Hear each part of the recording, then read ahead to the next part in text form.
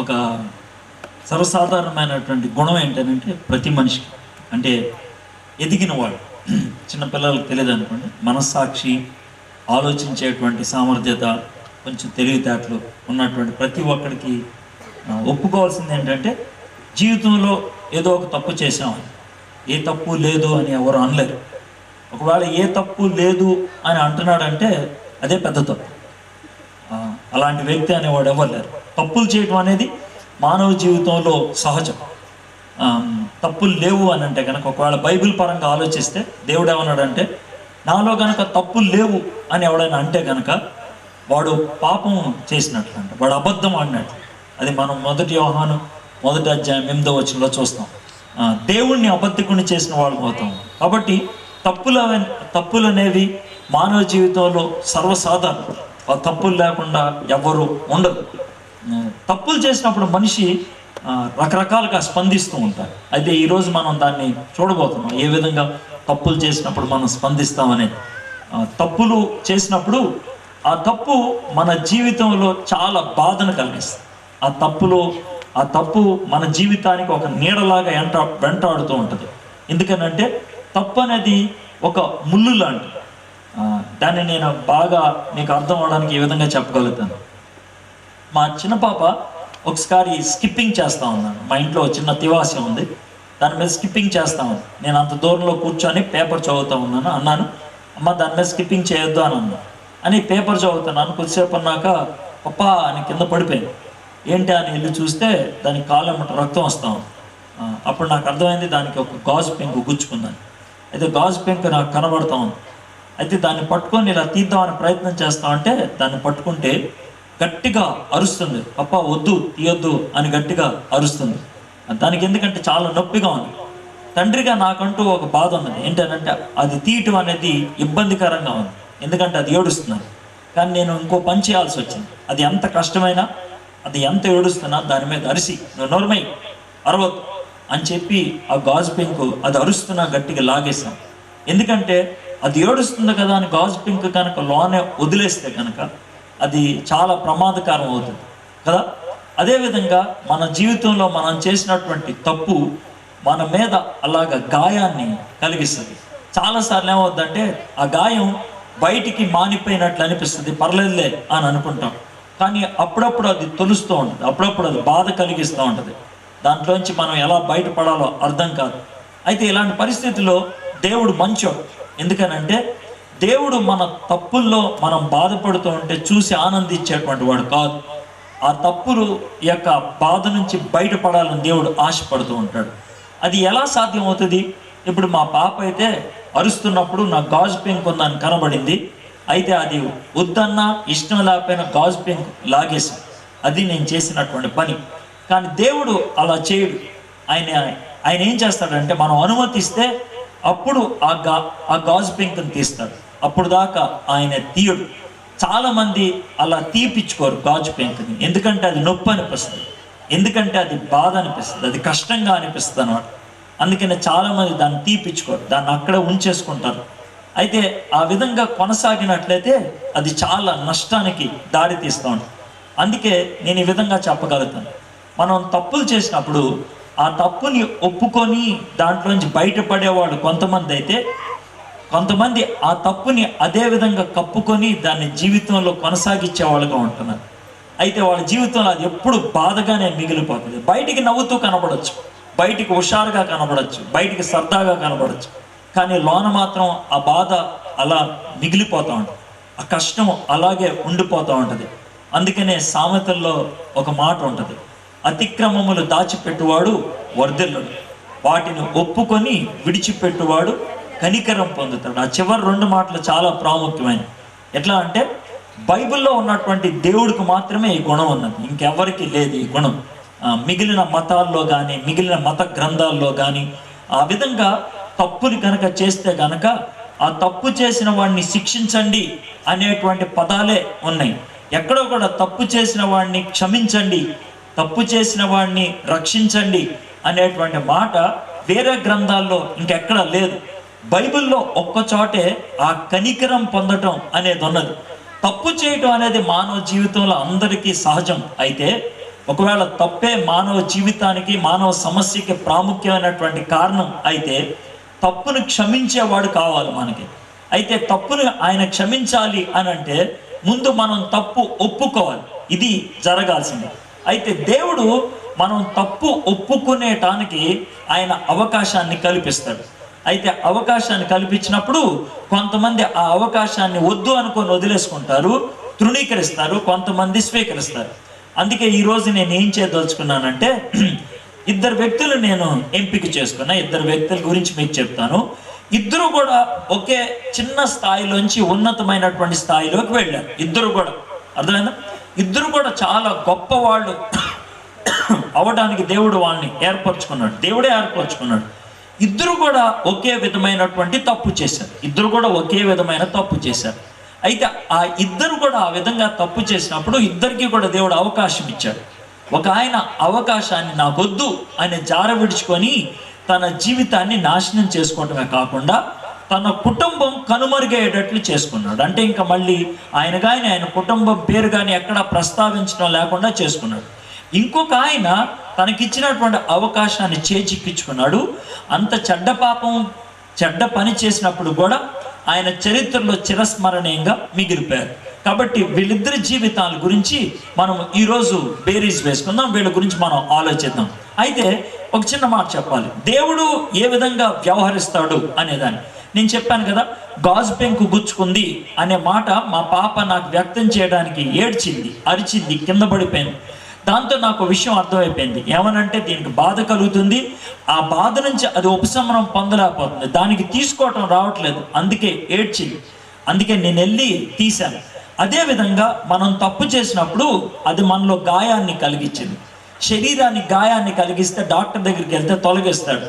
కానీ మనసుకి గాయాన్ని కలిగిస్తే ఆ మనసులోకి అనుమతిస్తే తప్పించి ఎవరైనా వెళ్ళి దాన్ని బయటికి తీయలేరు. కాబట్టి దేవుడు ఆ పని చేయడానికి ఇష్టపడుతూ ఉంటాడు. దేవుడు ఆ పని చేయాలంటే దేవుడికి మనం అనుమతిని ఇవ్వాలి. అయితే చాలా విషాదకరమైన విషయం ఏంటి తెలుసా? మనం తప్పు చేసినప్పుడు కూడా చాలాసార్లు అది తప్పు అని మనం అనుకోం. అందుకని దేవుడు ఏం చేస్తాడంటే మొట్టమొదటిగా ఆయన చేసేటువంటి పని ఏంటంటే, డాక్టర్ గారి దగ్గరికి వెళ్తే ఎవరిని నాకు కొంచెం ఒంట్లో బాగోట్లేదు అని అంటే డాక్టర్ గారు ఏం చేస్తారంటే టెస్టులు చేస్తారు. ఆ టెస్టుల్లో మనకున్నటువంటి జబ్బు ఏంటో బయటపడుతుంది. ఆ జబ్బు బయటపడిన తర్వాత డాక్టర్ చెప్తాడు, అమ్మ ఈ జబ్బు నీకు ఉంది కాబట్టి నువ్వు ఈ టాబ్లెట్లు వేసుకోవాలి, లేకపోతే ఈ జబ్బు ఉంది ఈ ఆపరేషన్ చేయించుకోవాలి, ఈ జబ్బు ఉంది ఈ ట్రీట్మెంట్ చేయించుకోవాలి అని అంటారు. ఒకవేళ డాక్టర్ గారు నాకేం ట్రీట్మెంట్ అక్కర్లేదు అంటే డాక్టర్ బలవంతంగా ఇస్తాడా? ఇవ్వడు. నాకేం టాబ్లెట్ అక్కర్లేదు అంటే డాక్టర్ బలవంతంగా ఇవ్వగలుగుతాడా? ఇవ్వలేడు. కాబట్టి డాక్టర్ చేసే పని ఏంటంటే ముందు డయాగ్నోసిస్ అంటారు. అంటే నీకున్న జబ్బు ఏంటో చెప్తాడు, ఆ తర్వాత దానికి ఉండేటువంటి పరిష్కార మార్గం ఏంటో చెప్తాడు. అది జరిగేది.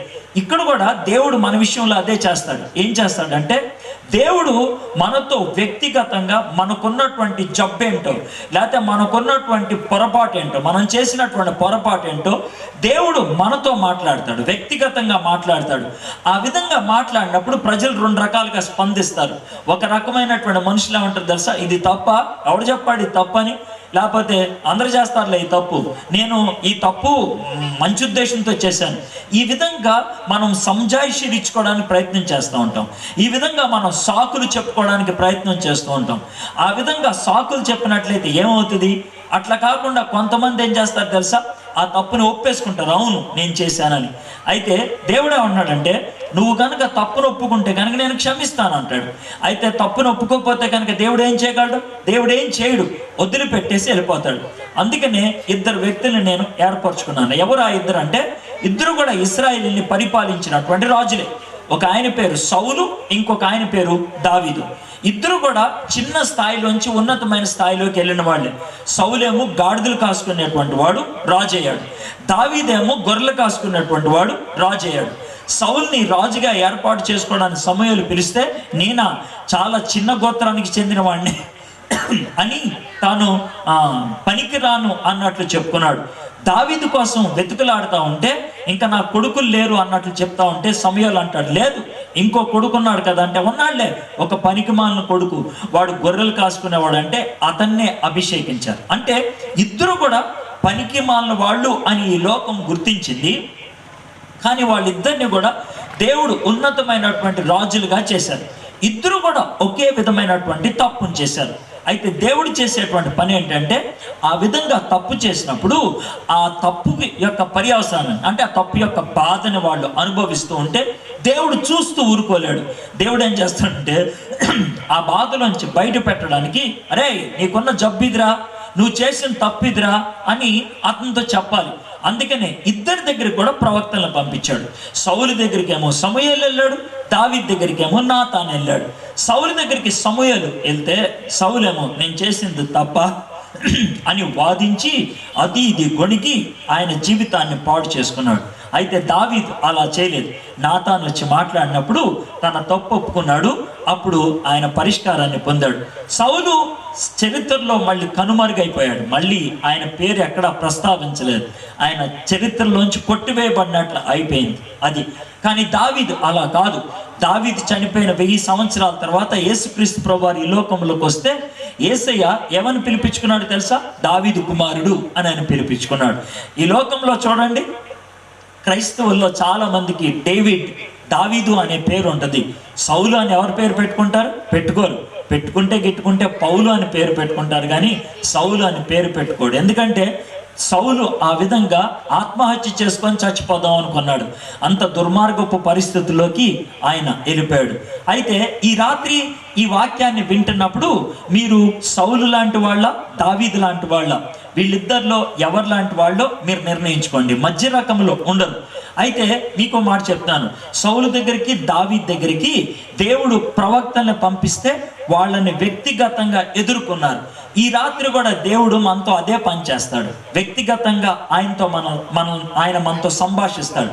వ్యక్తిగతంగా ఎక్కడ జరుగుతున్నాడు? బాబు ఎంతమంది కూర్చున్నారు కదండి, వీళ్ళందరి మంచి నేను కూర్చుంటే దేవుడు నాతో వ్యక్తిగతంగా మాట్లాడతాడా? ఖచ్చితంగా వ్యక్తిగతంగా మాట్లాడతాడు. ఎట్లాగంటే నేను మైక్లో అరుస్తూ మీతో మాట్లాడొచ్చు, కానీ మీ గుండెల్లో మీతో మాట్లాడే మాటలు మీ పక్కోళ్ళు వినబడవు. మీ చెవిలో వినబడే మాటలు వేరు, మీ మనసులోకి వచ్చేటువంటి ఆలోచనలు వేరు, మీ హృదయంలో జరిగేటువంటి గందరగోళం పక్కన వాళ్ళు ఎవరికీ తెలియదు. అది మీకు దేవుడికి మధ్యన జరుగుతున్నటువంటి ఒక సంభాషణ. ఆ సంభాషణలో మీరు సౌలులాగా వాదించి సాకులు చెప్పి పక్కకి వెళ్ళిపోతారో, లేకపోతే దావీదులాగా ఆయన కాళ్ళ మీద పడి ప్రభా నన్ను క్షమించు అని అడుగుతారో మీరే నిర్ణయించుకోండి. నేనేమి దాచిపెట్టలేదు. ఈరోజు నేను వాక్యంలో ఏం చెప్తానో మొదటి నుంచి చివరి దాకా మర్మం ఏం పెట్టలేదు. మొత్తం ఇదే జరిగేది. అర్థమైందా? నేను ఇంకో కొత్త విషయాలు ఏమి చెప్పను. కాకపోతే వాక్యములో వీళ్ళు ఏ విధంగా సాకులు చూపించడానికి ప్రయత్నం చేశారు, ఏ విధంగా పాపం ఒప్పుకోవడానికి ప్రయత్నం చేశారు, వాక్యంలోంచి చూస్తాం. అంతే మనం చేసేది. అది ఈరోజు మనం చేసేటువంటి పని. అయితే ముందు సౌలు గురించి చూద్దాం, తర్వాత దావీదు గురించి చూద్దాం, సరేనా? అయితే సౌలు గురించి మనకి మొత్తం అంతా మొదటి సమూయేలు గ్రంథంలో ఉంటుంది. అది ఉండేది. సౌలు దేవుడు ఏర్పరచుకున్నటువంటి గొప్ప వ్యక్తి. ఎందుకంటే ఆ టైంలో ఇశ్రాయేలీయులకి రాజు లేడు. ఎవడిష్టం వచ్చినట్లు ఆడు జీవిస్తూ ఉండేవాడు. ఆ సమయంలో దేవుడు ఏం చేశాడంటే సమూయేలుతో, అయ్యా రేపు ఈ పాటికల్లా ఒక కుర్రోడు వస్తాడు, ఆ కుర్రోడిని నువ్వు అభిషేకించి రాజుగా చెయ్యి అంటాడు. గాడిదలు పోయాయని 3 దినాలు ఎతుకుతూ ఉన్నప్పుడు సమూయేలు ఉన్నటువంటి ఊర్లోకి వచ్చాడు సౌలు. వస్తే ఆ ప్రవక్త దగ్గరికి వచ్చి అడిగాడు, అయ్యగారు మా గాడిదలు పోయినాయి అండి, ఎక్కడున్నాయి అని అడిగాడు. అరే గాడిదలు పోయినాయి దొరికితే కానీ పెద్ద గాడిద నువ్వు దొరికాడు కూర్చో అని ఆయన కూర్చోపెట్టి తెల్లారుజాము బిర్యానీ అయ్యి వండి ఆయనకు భోజనం పెట్టి పదాన్ని నడుచుకుంటూ వెళ్తాం, గాడిదలు దొరికాయలే మీ నాయన గాడిదలు దొరికాయని రేపు లోపల కబురు పెడతారు, కానీ నీకు ఇంకో ప్రాముఖ్యమైన విషయం చెప్పాలి అని సమూయేలు సౌలుతో పాటు వచ్చిన పనోడు ముగ్గురు నడుచుకుంటూ వెళ్తూ ఉంటారు. అప్పుడు సమూయేలు అంటాడు, పనోడిని ముందు పంపించాయి, మనిద్దరం కొంచెం ప్రైవేట్గా మాట్లాడుకోవాలి అంటాడు. అంటే పనోడు రే ముందు నడరా అంటాడు. వాడు నడుస్తాడు. అప్పుడు సమూయేలు సౌలుతో చెప్తాడు, అరే బాబు మనం రాజు కావాలని ప్రార్థన చేస్తున్నాం కదా, దేవుడు మనం ప్రార్థన ఆలకించాడు, రాజుగారిని ఒకరిని ఏర్పాటు చేశారంటే ఎవరు సార్ అంటే ఎవరే ఆంధ్ర నువ్వే రాజువి అని అంటాడు. నేనా చాలా చిన్నోని కదా అది ఇది అన్నాడు. లేదు నిన్నే దేవుడు ఏర్పరచుకున్నాడు, ఫిలిస్తీన్ల చేతుల్లో నుంచి ఇశ్రాయేలుని విమోచించేది నువ్వే అని చాలా స్పష్టంగా దేవుని యొక్క చిత్తాన్ని సౌలు పట్ల ఏమై ఉందో అది వ్యక్తం చేశాడు. చాలా మంది అనుకుంటారు తెలుసా, దేవుని చిత్తం ఉంటే మన జీవితంలో జరిగిపోద్దని. కరెక్టే, దేవుని చిత్తం లేకుండా ఏమి జరగదు. జాగ్రత్తగా వినండి, దేవుని చిత్తం లేకుండా ఏమి జరగదు. కానీ మీ క్వశ్చన్ చెప్పనా, దేవుని చిత్తం ఉన్నా మనం కనుక ఆ చిత్తానికి అనుగుణంగా జీవించకపోతే ఏమవుద్ది? జరుగుద్ది, అది జరగదు కదా. దేవుడు బలవంతంగా చేస్తాడా? ఎప్పుడు చేయడు. దేవుడు బలవంతంగా ఏది చేయడు. నీకు ఇష్టమైతేనే చేస్తాడు. ఆయన బలవంతంగా ఆయన చేసేటువంటి వాడు కాదు. సౌలుని దేవుడు ఏర్పరచుకుందే ఫిలిస్తీన్ల చేతుల్లో నుంచి ఇశ్రాయేలుని విమోచించాలని. కానీ మీకు విషయం తెలుసా, సౌలు మాత్రం ఆ పని చేయలేకపోయాడు. ఎందుకు చేయలేకపోయాడు? ఏమైంది కారణం? అది ఈరోజు మనం నేర్చుకోగలిగేటువంటి పాఠం. సరే, ఆ విధంగా చేసిన తర్వాత మొట్టమొదటి యుద్ధం చేయాల్సి వచ్చింది సౌలు. ఆ యుద్ధం చేయడానికి 3,000 మందిని తీసుకొని వెళ్ళాడు. 3,000 మంది. ఈ 3,000 మందిని తీసుకొని యుద్ధం చేయడానికి వెళ్తే అవతల ఫిలిస్తీన్లు లేదా వాళ్ళు 30,000 మందిని వచ్చారు. 30,000 మంది. అవతల 30,000 మంది, యువతల 3,000 మంది. సౌలు అనుకుంటాడు 30,000 మంది 3,000 మంది ఏమి ఎదుర్కొంటారు, ఇంటికి వెళ్ళిపోదాం అనుకుంటాడు. ఇంటికి వెళ్ళిపోతా ఉంటాడు భయపడి. కానీ సౌలు కొడుకు యోనాతాన్ లేడా, అతను చూస్తాడు. చూసి పక్కన పనోడు ఉంటారే, మన ఇద్దరం వెళ్ళి ఫైటింగ్ చేద్దాంరా అని అంటాడు. అక్కడ ఒక 20 మంది ఉంటారు. వీళ్ళిద్దరు వెళ్ళి 20 మందిని చంపేస్తారు. ఇద్దరు వెళ్ళి 20 మందిని చంపేం కానీ ఫిలిస్తీన్లు అందరికి భయం వేసిపోద్ది. ఇద్దరు వచ్చి 20 మందిని చెప్పారంటే మనం ఇంకా కష్టం రా బాబు అని వాళ్ళు పారిపోతారు ఎవరి దారినాడు. అప్పుడు సౌలు బుద్ధి తెచ్చుకుంటాడు అనమాట. అరే యోనాతాన్ ఇద్దరే వెళ్ళి 20 మందిని చంపేశారు అంటే ఒక్కడు 10 మందిని చంపేస్తారు.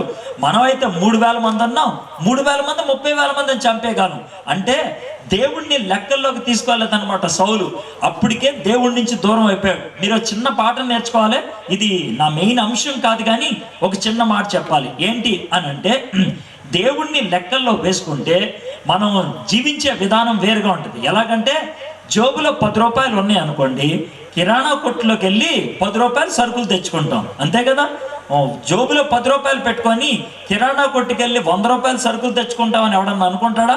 అనుకోడు. కానీ మీకు విషయం చెప్పంటారా, దేవుణ్ణి కనుక మనం జోబులో కలిగి ఉంటే 10 రూపాయలు ఉన్నా 100 రూపాయలు వస్తువు తెచ్చుకోవచ్చు.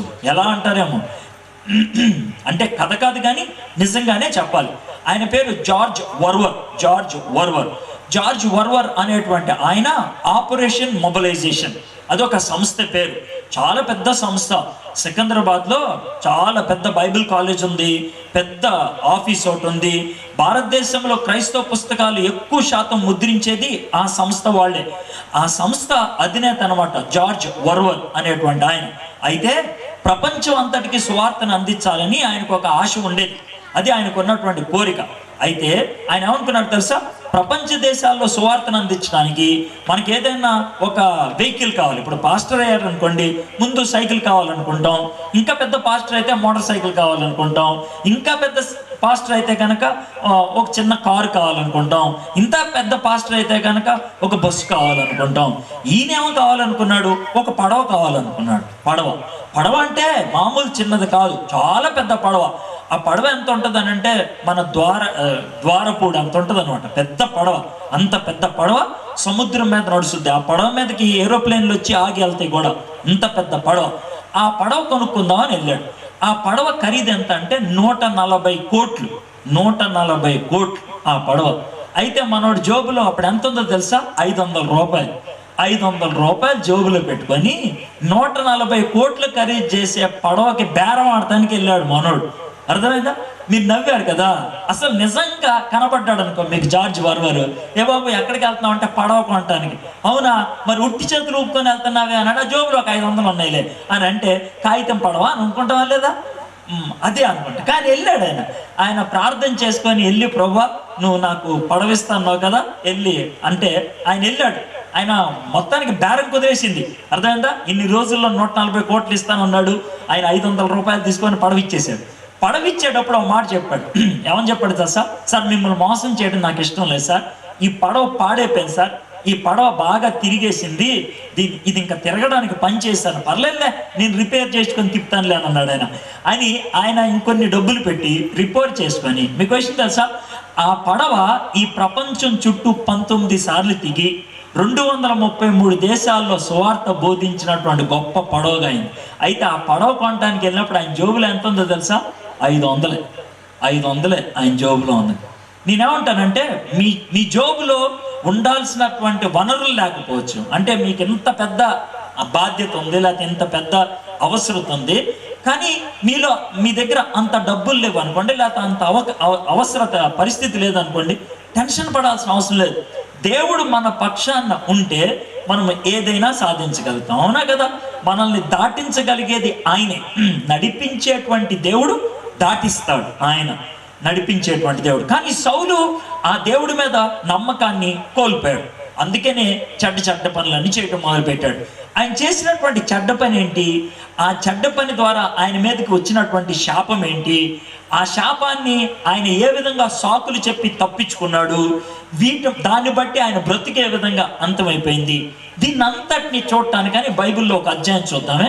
మీరు బైబిల్ తెచ్చినట్లయితే మొదటి సమయాల గ్రంథం 15వ అధ్యాయం. మొదటి సమయాల గ్రంథం 15వ అధ్యాయం. ఇప్పుడు దాకా నేను మొదటి సమయాల గ్రంథం 9వ అధ్యాయం నుంచి 14వ అధ్యాయం దాకా ఉన్న కథనంతా చెప్పేశాను మీకు. అయిపోయింది, చెప్పేశాను. ఇప్పుడు దాకా మీకు కథలాగా చెప్పేశానే. అది ఈ 5 అధ్యాయాల్లో ఉన్నది. ఇప్పుడు 15వ అధ్యాయంలో ఉన్నటువంటి సన్నివేశం చెప్తున్నాను. ఓకే, తీసారా?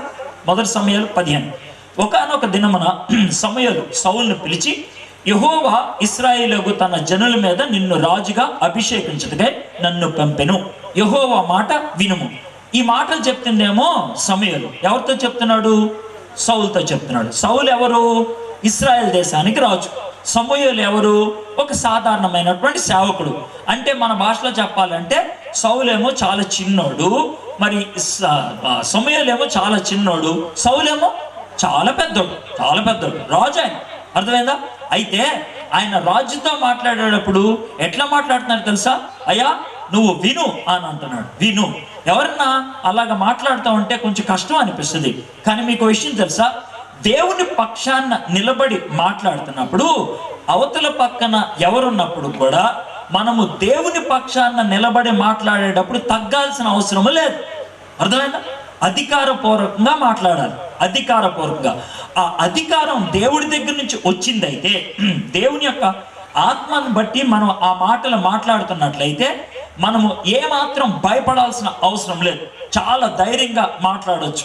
నేను చాలా సందర్భాల్లో అలా మాట్లాడుతున్నప్పుడు కొంతమంది కష్టం పెట్టుకుంటారు, ఎందుకు సార్ మీరు అంత అలాగ మాట్లాడతారని. నేను ఒకటే ఒక మాట చెప్తాను. దేవుని మాటలు మాట్లాడేటప్పుడు తల ఉంచుకోవాల్సినటువంటి అవసరం లేదు. స్టేజ్ దిగిన తర్వాత నీ కాళ్ళు కడగమంటే కడుగుతాను నేను, మీ ఇంట్లో పడుకోమంటే పడుకుంటాను నేను. అర్థమైందా? మీరు గంజన్నం పెడితే తింటాను నేను, బయట వసార్లో పడుకో అంటే పడుకుంటాను నేను. కానీ స్టేజ్ మీదకి ఎక్కినప్పుడు మాత్రం నేను దేవుని పక్షాన నిలబడుతున్నాను. కాబట్టి నా స్థానం ఏంటి తెలుసా? దేవుడిచ్చినటువంటి స్థానం. 2 సంవత్సరాల క్రితం 2014 డిసెంబర్ నెలలో 17వ తారీఖున, డిసెంబర్ 17వ తారీఖున హైదరాబాద్లో క్రిస్మస్ మీటింగ్ పెట్టుకున్నారు. ఈ ఎలక్ట్రిసిటీ బోర్డు వాళ్ళు ఉంటారే, వాళ్ళు పెద్దది, అందరూ ఆ బోర్డులో ఉన్నటువంటి ఇంజనీర్లు అందరూ కలిసి ఒక క్రిస్మస్ మీటింగ్ పెట్టుకున్నారు. దాంట్లో నన్ను వాక్యం బోధించమంటే నేను వెళ్ళాను. వెళ్తే వాళ్ళు ఏమన్నారంటే, సార్ డిప్యూటీ చీఫ్ మినిస్టర్ అంటే ఉప ముఖ్యమంత్రి గారు రాజయ్య ఆయన కూడా వస్తారు సార్ మీటింగ్కి అని అన్నారు. సర్లే సార్ రానియండి అని అన్నాడు. నేను ప్రసంగానికి పిలుస్తా ఉంటే మరి రాజయ్య గారు వస్తారన్నారు కదా అంటే, వస్తారు సార్ మధ్యలో అన్నారు. నేను ఒక మాట చెప్పా, నేను చేసినప్పుడు ఆయన మధ్యలో వస్తే కనుక గొడవ చేయకుండా కూర్చోమనండి. నాకు ఎవరైనా మధ్యలో హడావుడి చేస్తే నాకు ఇష్టం ఉండదు. దేవుని వాక్యం కదా మనం చెప్పాల్సింది అని అంటే ఆల్రెడీ చెప్పారండి సార్ వాక్యం బోధిస్తున్నారు సార్ అని. ఆయన నడుచుకుంటూ వస్తున్నాడు, కొంచెం హడావుడిగా అందరూ షేక్ హ్యాండ్లు ఇస్తున్నాడు. పెద్దాను కదా అని 1-2 నిమిషాలు నేను మౌనంగా ఉన్నాను. వచ్చాడు. వచ్చిన తర్వాత ఇంకా వాళ్ళకి అటు ఇటు హడావిడి చేస్తున్నాడు. ఎవడో వచ్చి ఒకడు దండేశాడు. చూసి అయ్ కూర్చోవా అని అన్న. ఇదే మాట అన్న. ఆయన ఎవరో ఉప ముఖ్యమంత్రి. కూర్చోవా అని అంటే పక్కనోడు సీరియస్ వస్తున్నాడు. కూర్చో అని అంటే కూర్చున్నాడు. నేను వాక్యం బోధించేసా. అయిపోయిన తర్వాత కిందకు వచ్చి ఆయనకి షేక్ హ్యాండ్ ఇచ్చి, సార్ నేను బోధించే దేవుని వాక్యం సార్, కాబట్టి దేవుని వాక్యం బోధించాడు ఎవరు నాకు డిస్టర్బ్ చేస్తే నాకు ఇష్టం ఉండదు. అర్థమైందా? సారీ సార్ నేను వెళ్ళిపోతున్నాను అన్నాను. చాలా కోపంగా చూశాడు. పక్కన ఒకడున్నాడు, ఆయన ఉప ముఖ్యమంత్రి అన్నాడు. నేను ఒకటే మాట అన్నా, ఉప ముఖ్యమంత్రి అయితే నాకే, ప్రపంచానికి అధినేత అయితే నాకే, దేవుని మాట ముందు జాగ్రత్త అన్నాను. ఆ మాట అన్న కరెక్ట్గా వారం రోజులకి ఆయన పదవి పోయింది. కరెక్ట్గా వారం రోజులు పదవి పోయింది. మొన్న డిసెంబర్ 27వ తారీఖున మీ ఎంపీ గారు హర్ష కుమార్ ఉన్నాడు కదా, ఆయన వచ్చాడు. సకినేటిపల్లి మీటింగ్లో మాట్లాడుతాం అన్నాను. అర్థమైందా? మధ్యలో వచ్చాడు. మధ్యలో వస్తే, సార్ గొడవ చేయకుండా కూర్చోండి సార్ అన్న. ఇట్లాగన్నా అడావిడి చేస్తాను, గొడవ చేయకుండా కూర్చోండి సార్ అన్న. ఆయన నా ఇంకా చాలా సీరియస్గా చూస్తున్నాడు. నేను దేవుని వాక్యం బోధిస్తున్నా అని చెప్పిన. ఆయన అప్పటికీ షేక్ హ్యాండ్ ఇచ్చాడు. మైక్ పక్కకు పెట్టేసి కింద దిగి వెళ్ళిపోయాను నేను. మీటింగ్ కూడా సార్ మమ్మల్ని ఏం చేయమంటారు, మర్యాదగా చెప్పాను నేను ముందే. వాక్యం చెప్పేటప్పుడు ఎవడైనా ఎక్స్ట్రా చేస్తే నేను ఊరుకోను. దేవుని వాక్యాన్ని గౌరవించిన వాడు దేవుణ్ణి గౌరవిస్తున్నాడని అర్థం. దేవుని వాక్యాన్ని గౌరవించిన వాడు దేవుణ్ణి గౌరవించట్లేదని అర్థం. దేవుణ్ణి గౌరవించిన వాడివైతే నువ్వు అవిశ్వాసి అనుకో, నీతో మాట్లాడే తీరు వేరుగా ఉంటుంది. నీ కాళ్ళు పట్టుకుంటా, అర్థమైందా, నిన్ను బ్రతిమలాడతారే యేసుప్రభుని అంగీకరించడా, అదే అక్కడ కూర్చొని పెద్ద పెద్ద పాటలు పాడేసి నెత్తి మీద కొంగు కప్పేసుకొని అంత హడావిడి చేసి నేను దేవుని పెట్టనని చెప్పుకొని దేవుని మాటకి విలువ పోతుంది, నేనేం చేయాలి? నేను సౌలుతో మాట్లాడేటప్పుడు సమూయేలు చెప్పినటువంటి మాట వినండి, దేవుని మాట విను అని అంటున్నాడు. కాబట్టి ఈ రాత్రి ఇక్కడ కూర్చున్నటువంటి వాళ్ళు ఓ పని చేస్తే బాగుంటుంది. ఏంటా పని తెలుసా? దేవుని మాట వింటాం. దేవుని మాట వింటే బాగుపడతారు. దేవుని మాట ఎక్కడి నుంచి వస్తుంది? దేవుని బిడ్డలు మాట్లాడితే వస్తుంది దేవుని మాట. దేవుని వాక్యంలోంచి వస్తుంది దేవుని మాట. అది దేవుని యొక్క మాట. అయితే ఇంకో మాట చెప్తున్నాడు ఆయన, సౌలు నువ్వు ఒక సైన్యానికి అధిపతివి. ఏటా సైన్యం? ఇశ్రాయేల్ దేశానికి నువ్వు అధిపతివి. కానీ నేను ఎవరి పక్షాన మాట్లాడుతున్నాను చూడండి, 2వ వచనం. సైన్యములకు అధిపతికు యెహోవా సెలవిచ్చినది ఏమనగా, సైన్యములకు అధిపతి. అర్థమైందా? నువ్వు ఒక్క సైన్యానికి అధిపతివి, కానీ నేను ఎవరి పక్షాన మాట్లాడుతున్నాను తెలుసా? ప్రపంచంలో ఉన్న ప్రతి సైన్యానికి అధిపతి ఆయనే. ఏ సైన్యం ఎటెల్లాలో, ఏ సైన్యం ఎక్కడ గెలవాలో నిర్ణయించేది నా దేవుడు. ఆ దేవుడు పక్షాన్ని నిలబడి మాట్లాడుతున్నాను. ఏం మాట్లాడుతున్నాడు ఆయన? అమాలేకీలు ఇశ్రాయేలీలకు చేసినది నాకు జ్ఞాపకమే. వారు ఐగుప్తుల నుండి రాగానే అమాలేకులు వారికి విరోధులై మార్గమందు వారి మీదకి వచ్చిరు కదా. ఇశ్రాయేలీలు ఐగుప్తు దేశంలో నుంచి బయటకు వస్తున్నప్పుడు నిర్గమాకాండం 14వ అధ్యాయంలో ఉంటుంది ఇది, అర్థమైందా? అమాలేకీలు ఇశ్రాయేలీలకి అడ్డొచ్చారు. వాళ్ళకి నీళ్ళు ఇవ్వలేదు, పైగా వాళ్ళకి ఒక మార్గం కూడా ఇవ్వలేదు. అందుకే దేవుడు కోపం వచ్చింది. ఏమన్నాడు తెలుసా? అమాలేకీల్ని ఈ భూప్రపంచం మీద లేకుండా తుడిచేస్తాను అని అన్నాడు. కానీ దేవుడు టైం ఇచ్చాడు, వాళ్ళకి బుద్ధి వస్తుందని. బుద్ధి రాలేదు. అందుకని సౌలు ద్వారా ఏమనుకున్నాడంటే అమాలేకీలందరినీ చంపేద్దాం అనుకున్నాడు. చూడండి 3వ వచనం ఎంత స్పష్టంగా ఉంటుందో.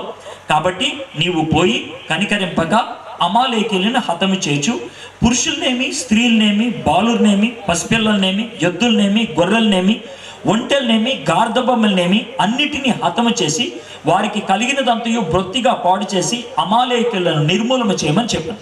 దేవుడు సౌలుకి ఇచ్చినటువంటి ఆ ఆజ్ఞ ఎంత స్పష్టమైందో తెలుసా?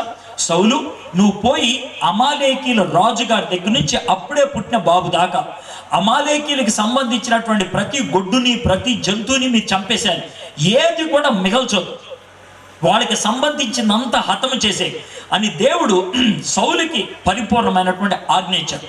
అయితే సౌలు చేసిన పని ఏంటంటే వెళ్ళాడు, యుద్ధం గెలిచాడు. ఎవరి మీద? రాజుగారి మీద యుద్ధం గెలిచాడు, అమాలేకీల మీద. యుద్ధం గెలిచిన తర్వాత ఆయన చేయాల్సిన పని ఏంటంటే అమాలేకీ రాజుని చంపారు. చంపలేదు. ఆడి పేరు అగగ్. అగగ్ అనేటువంటి రాజుని చంపకుండా తెచ్చేశాడు. అంతేకాకుండా సైనికులు ఏం చేశారు తెలుసా? అమాలేకీలకు ఉండేటువంటి జంతువుల్లో మంచి మంచి జంతువులు ఉంటాయి కదా, కొంచెం లావుగా బలిసిని, అవన్నీ తెచ్చిపెట్టుకున్నారు. ఇది తెచ్చిపెట్టుకుంటే రాత్రి ఏమైందో తెలుసా? మామూలుగా సమూయేలు సౌలుతో చెప్పేశాడు, వెళ్ళి పడుకుందాం అని సమూయేలు పడుకుంటున్నాడు. పడుకుంటా ఉంటే దేవుడు సమూయేలు దగ్గరకు వచ్చాడు. చూడండి ఇప్పుడు 10వ వచనం.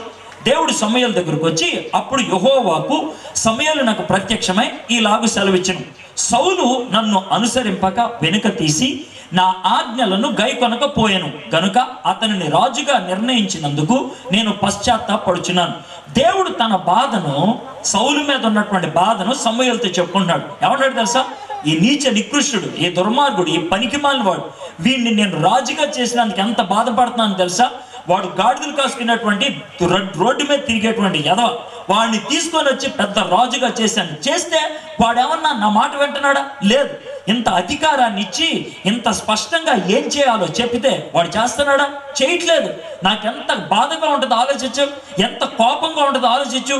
వీడిని ఏర్పరచుకున్నందుకు నేను పశ్చాత్తాపడుతున్నాను, నేను బాధపడుతున్నాను అని దేవుడు అంటా ఉన్నాడు. దేవుడు మనల్ని ఏర్పరచుకున్నప్పుడు ఆ విధంగా ఏర్పరచుకున్నటువంటి జీవితం మనకు లేకపోతే, దేవుడు మనం ఆశించినటువంటి జీవితం లేకపోతే ఆయనకుండేటువంటి బాధ ఈ విధంగా ఉంటుంది. సార్ అది సౌలు గురించి కదా, నా గురించి కాదు కదా అని ఇక్కడ వాక్యాన్ని వింటున్నటువంటి మీరు అనటానికి వీల్లేదు. ఎందుకో తెలుసా? భారతదేశంలో 120 కోట్ల మంది ఉన్నారు మనుషులు. 120 కోట్ల మంది.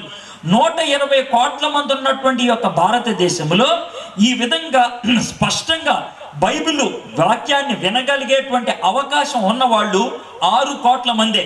120 కోట్ల మందిలో 6 కోట్ల మందికే దేవుని వాక్యము వినవించబడుచు ఉన్నది.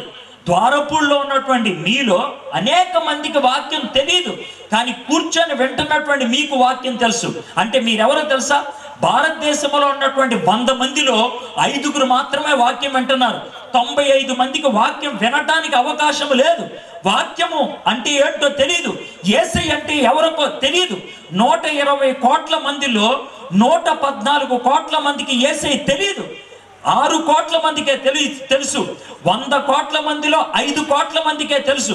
100 మందిలో 5గురు మాత్రమే తెలుసు. అంటే ఆ 5గురిలో నువ్వు ఉన్నావు. దేవుడు నిన్ను ఆ విధంగా ప్రత్యేకించుకున్నాడు. నువ్వు ఈ వర్తమానాన్ని ఎన్నిసార్లు విన్నావో నాకు తెలియదు. ఈ అయ్యగారు ఈ ఊర్లో 14 సార్లు పెట్టాడంట ఈ మీటింగ్లు. ఈ ఊర్లో ఈ అయ్యగారు ఒక్కడే పెడుతున్నాడా? వేరే వాళ్ళు కూడా పెడతా ఉండొచ్చు, చర్చిల్లో కూడా వింటూ ఉండొచ్చు. ఇన్నిసార్లు వాక్యం విన్నా నీ జీవితంలో గనక పరివర్తన లేకపోతే, నీ జీవితంలో దేవుడి ఆశించినటువంటి మార్పు లేకపోతే, దేవుడికి ఎంత కోపం వస్తుందో ఆలోచించండి. దేవుడు ఎంత బాధపడుతూ ఉంటాడో ఆలోచించండి. దేవుడు ఇలా కూడా ఆలోచిస్తాడు అంటే ఆలోచిస్తాడు. యేసయ్య ఒక సందర్భంలో ఏమంటాడు తెలుసా? కెపెర్నహూము వైపు చూసి ఏమంటాడు తెలుసా? కెపెర్నహూములో ఎన్నో అద్భుతాలు చేశాడు, అయినప్పటికీ కూడా నజరేతులో ఎన్నో అద్భుతాలు చేశాడు. ఎన్నో అద్భుతాలు చేసినప్పటికీ కూడా ఆ ఊర్లో ఉన్నటువంటి ప్రజలు యేసయ్యని నమ్మలేదు. అరే, ఇటు మన దగ్గర గోళికాయలు ఆడుకునేవాడు, మనతో తిరిగేవాడు, ఈయనంటే మెస్సయ్య అని అనుమానించారు యేసయ్యని. అప్పుడు యేసయ్య ఏమన్నాడు తెలుసా? అయ్యా, మీ ఊర్లో చేసినటువంటి అద్భుతం సొదొమ గొమొర్రా పట్టణంలో చేసినట్లయితే చాలా మంది మార్పు చెంది ఉండేవాళ్ళేమో అని వాళ్ళ మధ్యన చేసినటువంటి అద్భుతాలకి ఆయన బాధపడ్డాడు. మీ మధ్యన అద్భుతాలు జరిగాయి, మీ మధ్యన వాక్యం బోధించబడింది, మీ మధ్యన హెచ్చరికలు ఇవ్వబడ్డాయి, స్పష్టంగా దేవుని వాక్యము బోధించబడింది. అయితే మీలో మార్పు ఉన్నదా? ఏమండి, మార్పు లేకపోతే ఎలా ఉంటుంది అని అంటే ఒక చిన్న మాట చెప్తున్నాను.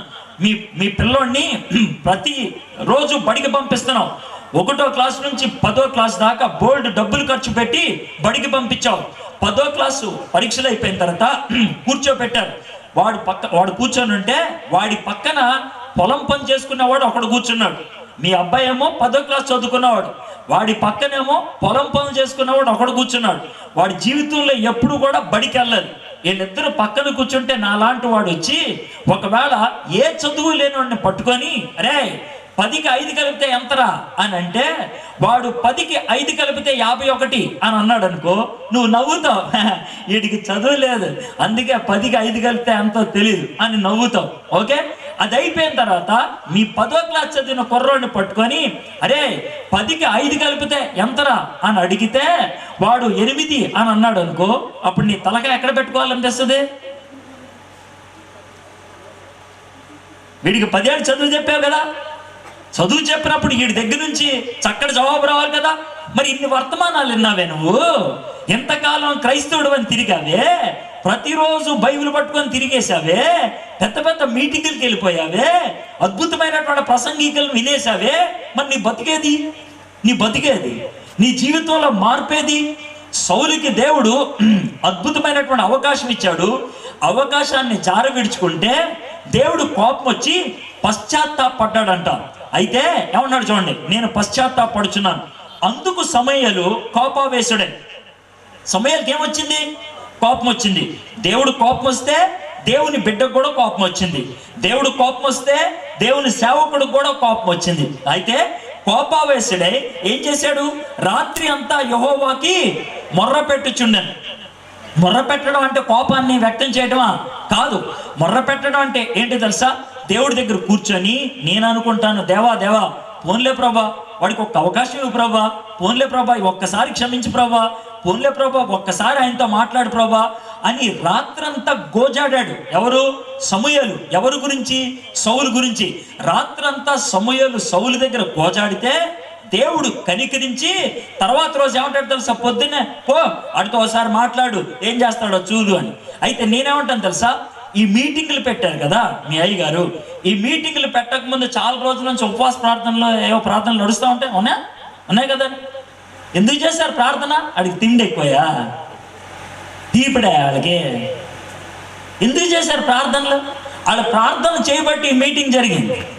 వాళ్ళ ప్రార్థనల ద్వారా దేవుడిని ఏం కోరుకున్నారు తెలుసా? మీలో కొంతమంది దేవుడి చేత తృణీకరించబడ్డవాడు.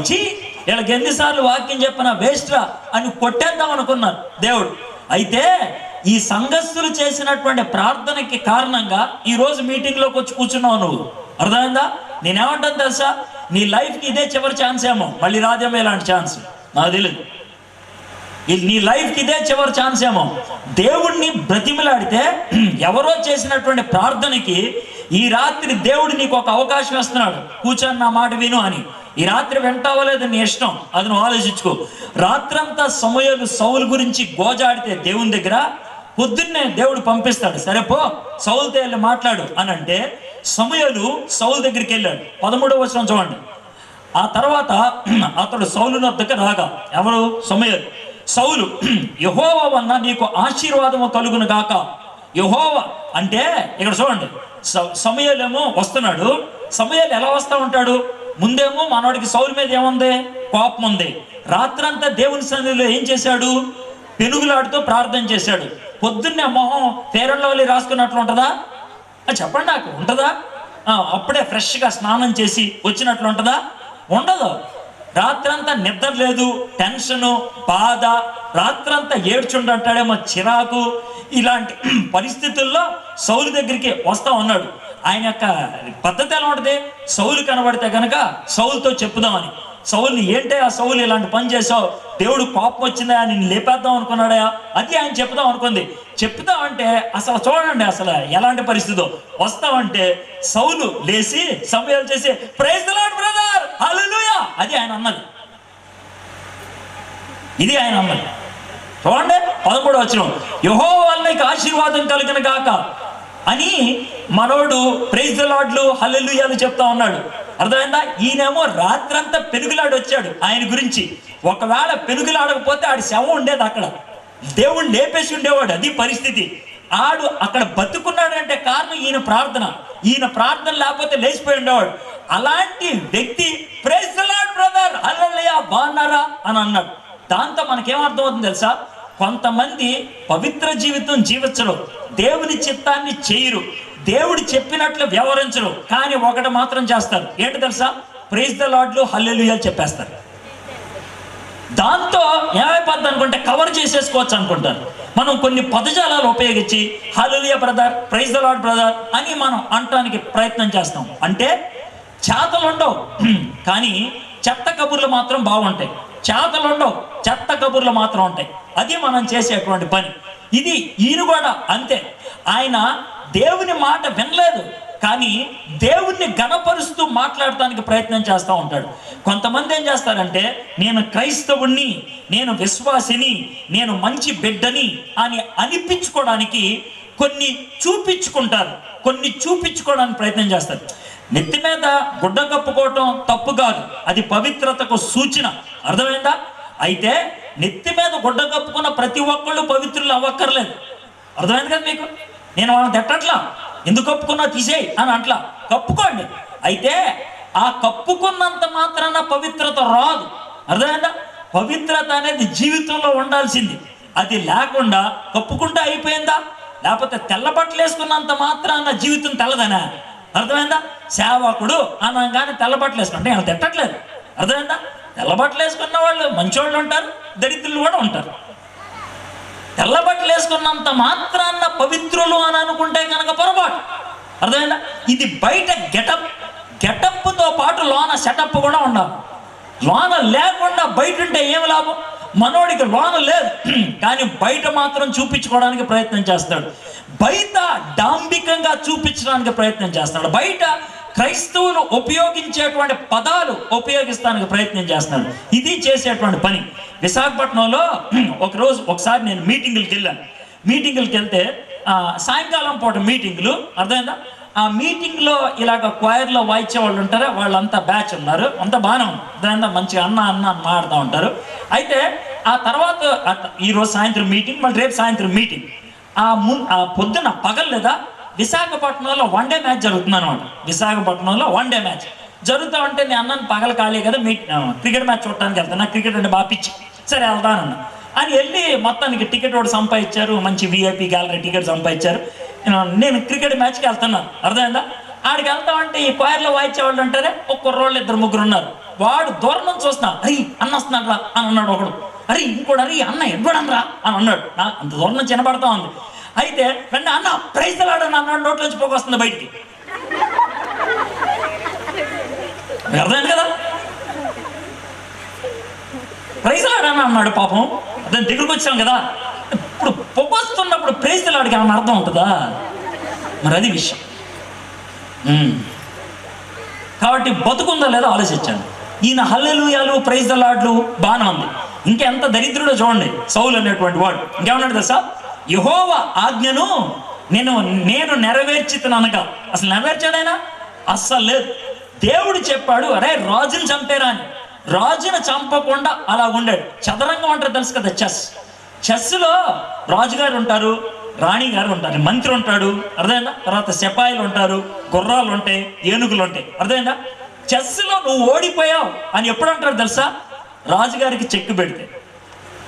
రాజుగారికి చెక్కు పెడితేనే ఓడిపోయినట్లు, లేకపోతే ఓడిపోయినట్లు కాదు. ఈడు అమాలేకుల్ని అందరినీ ఓడగొట్టి రాజుగారిని చంపకుండా వచ్చాడు. రాజుగారిని తెచ్చుకున్నాడు. ఎంత దరిద్రుడు ఆలోచించాడు. పైగా ఏమన్నాడు తెలుసా? నేను యెహోవా ఆజ్ఞను నెరవేర్చితననగా. ఈయన అంటున్నాడు బయటికి నేను నెరవేర్చేశాను అని చెప్తున్నాడు.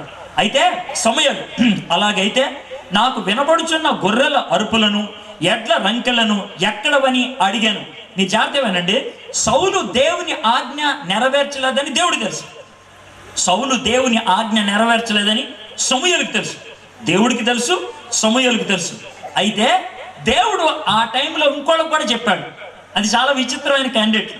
ఎవరా క్యాండిడేట్లు చెప్పమంటారా? దేవుడు ఎవరికి చెప్పాడు తెలుసా? అయ్యా సౌలు దేవుని ఆజ్ఞ నెరవేర్చలేదని అనటానికి ఇది నవ్వు వస్తుంది. ఎలాగంటే సౌలు అప్పుడే చెప్తున్నాడు, ఏమన్నా తెలుసా? దేవుని ఆజ్ఞను నేను నెరవేర్చి తిని అని అంటా ఉంటే వెనక నుంచే అని అరుస్తా ఉంటే వెనక జంతువులన్నీ రంకెలు వేస్తా ఉంటే అప్పుడు సమూయేలు ఏమంటాడు తెలుసా? బాబు నువ్వు నెరవేర్చినట్లయితే వెనకాల బ్యాక్గ్రౌండ్ మ్యూజిక్ ఏంటది, వెనకాల సౌండ్ ఏంటమ్మా, వెనకాల అరుపులు ఏంటమ్మా, వెనకాల రంకెళ్ళు ఏంటమ్మా అని అంటా ఉన్నాడు. అంటే ఆ టైంలో కొత్తగా ఎవరికి తెలిసిందో తెలుసా? జంతువులకు కూడా తెలిసిపోయింది. గుర్తుపెట్టుకో, దేవుని చిత్తాన్ని మన జీవితంలో చెయ్యకపోతే ముందు దేవుడికి తెలుస్తుంది, తర్వాత దేవుని బిడ్డలకు తెలుస్తుంది, ఇంకా ఒక మాటలో చెప్పాలంటే సృష్టికి కూడా తెలుస్తుంది, సృష్టికి.